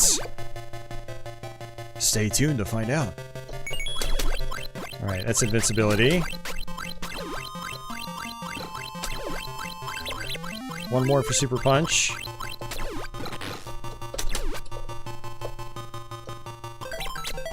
We got it. Oh, look at that. You literally just hold down the button. Oh, that's funny.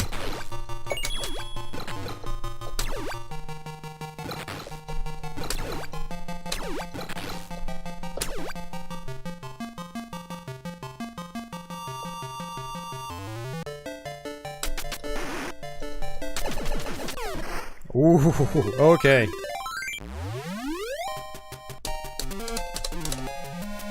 That did some really good damage.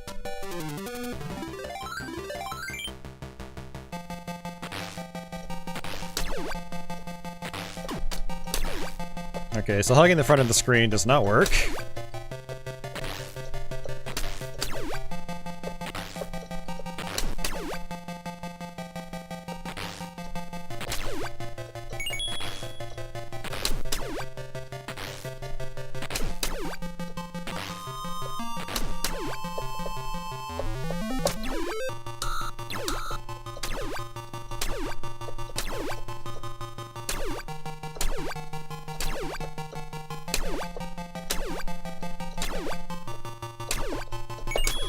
Nice. Got some energy.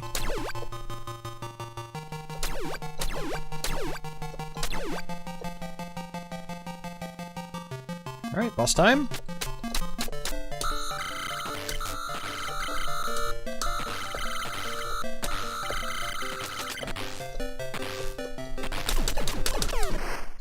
Whew.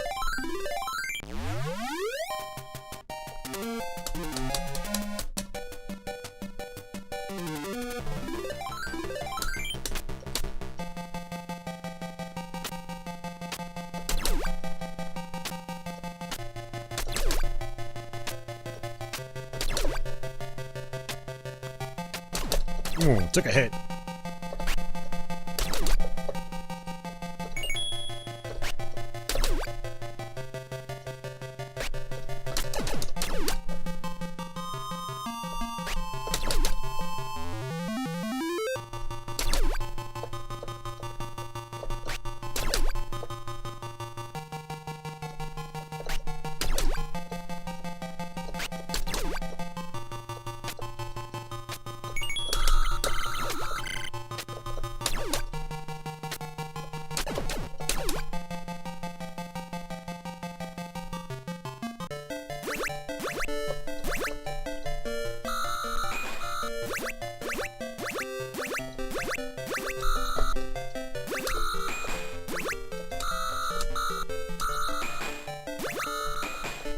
I do wonder if I can actually hurt it up there.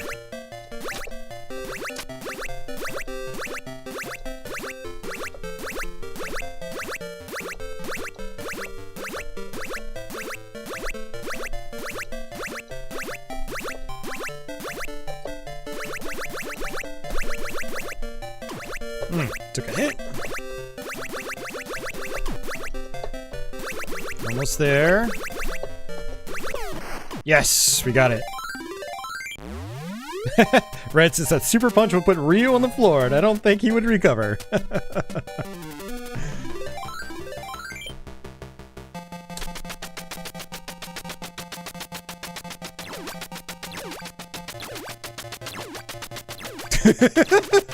I didn't think this would work, but it's working.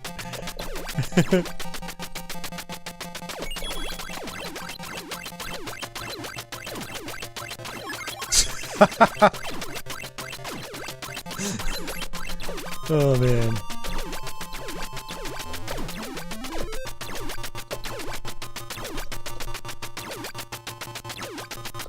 But they just constantly come in.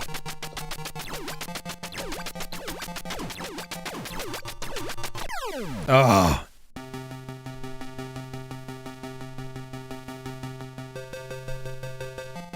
That's rough. Well, it's gonna be game over again.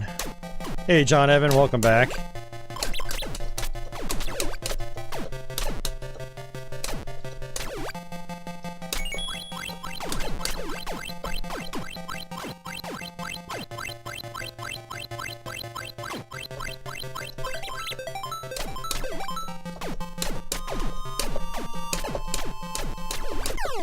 Ugh. It's tough.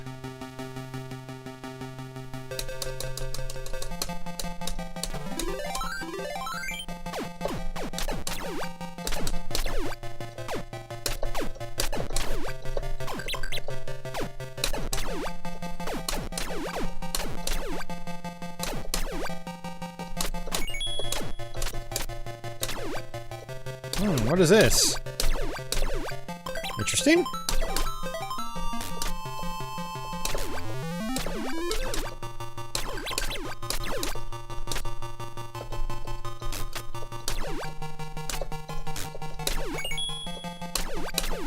Alright, I got my gun. Is this a boss fight? Nope.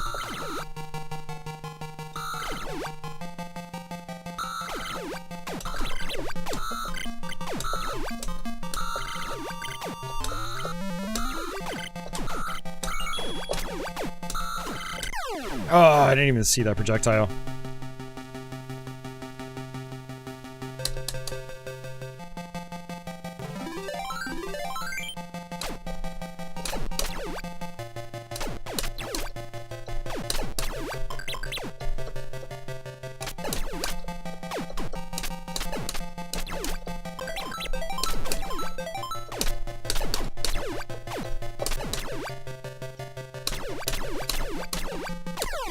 Oof.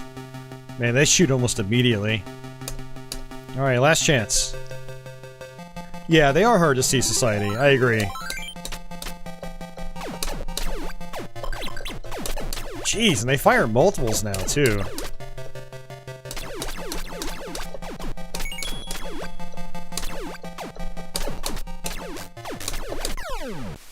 Yeah, when they were just firing, like, one at a time, that's one thing, but when they fire three, that's really tough to avoid.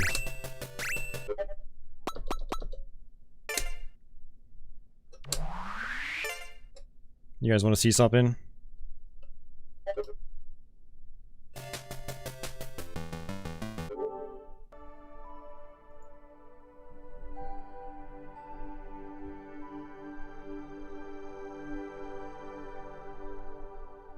I was a little too slow. They were just right on top of each other.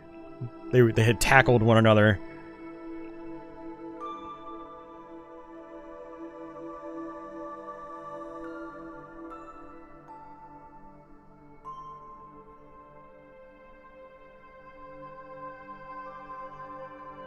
Look at Milo staring right at me. His eyes glowing in the light.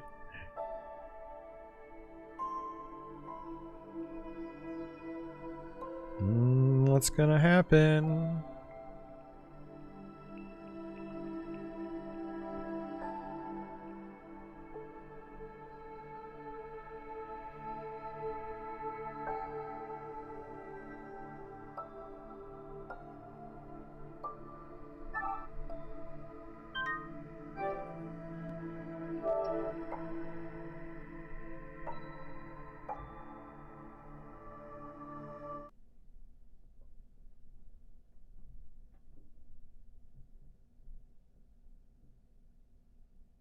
Are you guys done?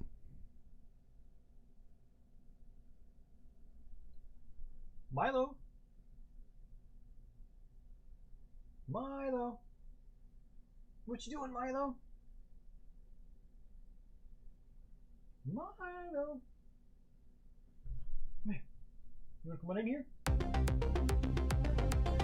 Milo? Milo?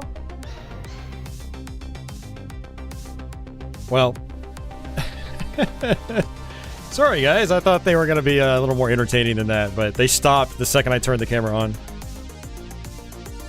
Monterance asks, how often do I play games off live stream?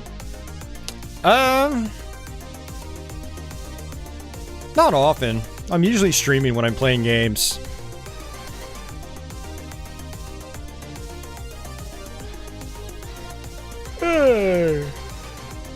And John Evans says, I wonder when Sony will stop releasing PS4 games. Whenever they stop selling.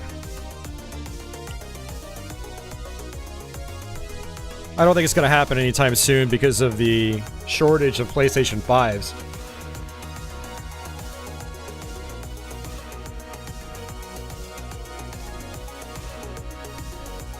Speaking of which, I bought a PlayStation 5. I ordered it last week. It's gonna be ready to pick up on Thursday. So, I am going to be rocking some PS5 games here sometime soon. Which is pretty cool.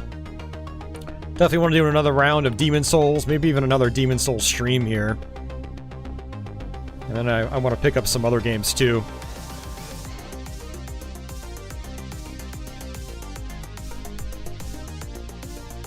So yeah.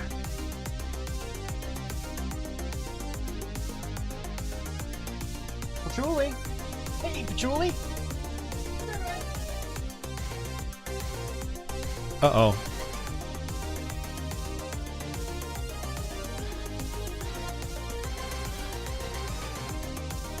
Yeah, thanks, Society.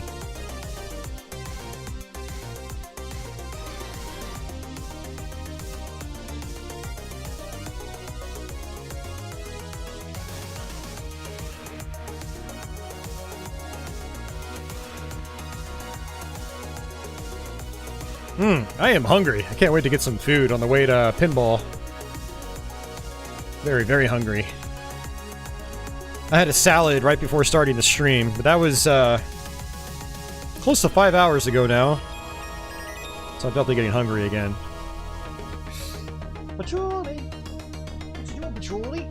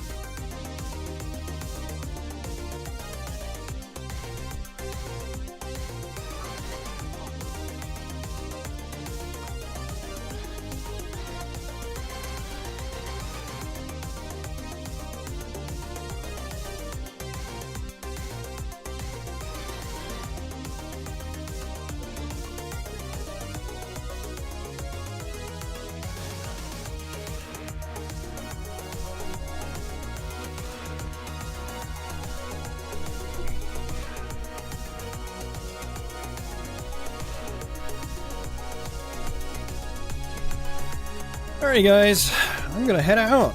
Thanks for hanging out tonight. I really appreciate it.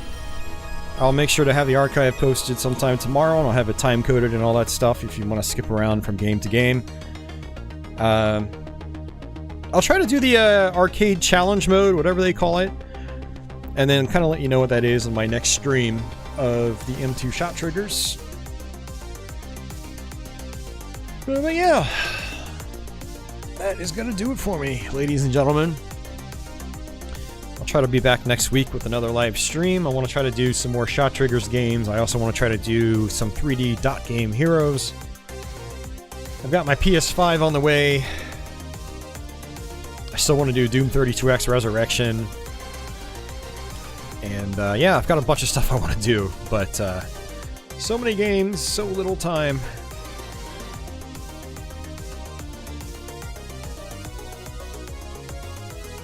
John Evans says he's off metformin now. Well, congrats. I am on metformin now. Along with 2 other diabetes medications and then 2 heart medications. Fun times. So yeah, congrats on getting off that, John Evan. Oh, Davey was out there. I didn't know Davey was out there. Long time no see. Or feels like it. Later 8-Bit. Have a good night. Later Andy, Mario, Carl, Red. Thanks for bot duty earlier, Red. Alright, see you, Lawrence, Society, Arcade Pilots, Monterance, and I think that's everybody for the last, hour or so. So, and I will catch you guys later. Also, I have another quick play being posted on Friday, so watch out for that. It is a Nintendo 64 game, so stay tuned for that. And yeah, have a good night or day, everyone, wherever you are in the world. And I guess until the next one, take it easy. Enjoy the Patreon credits.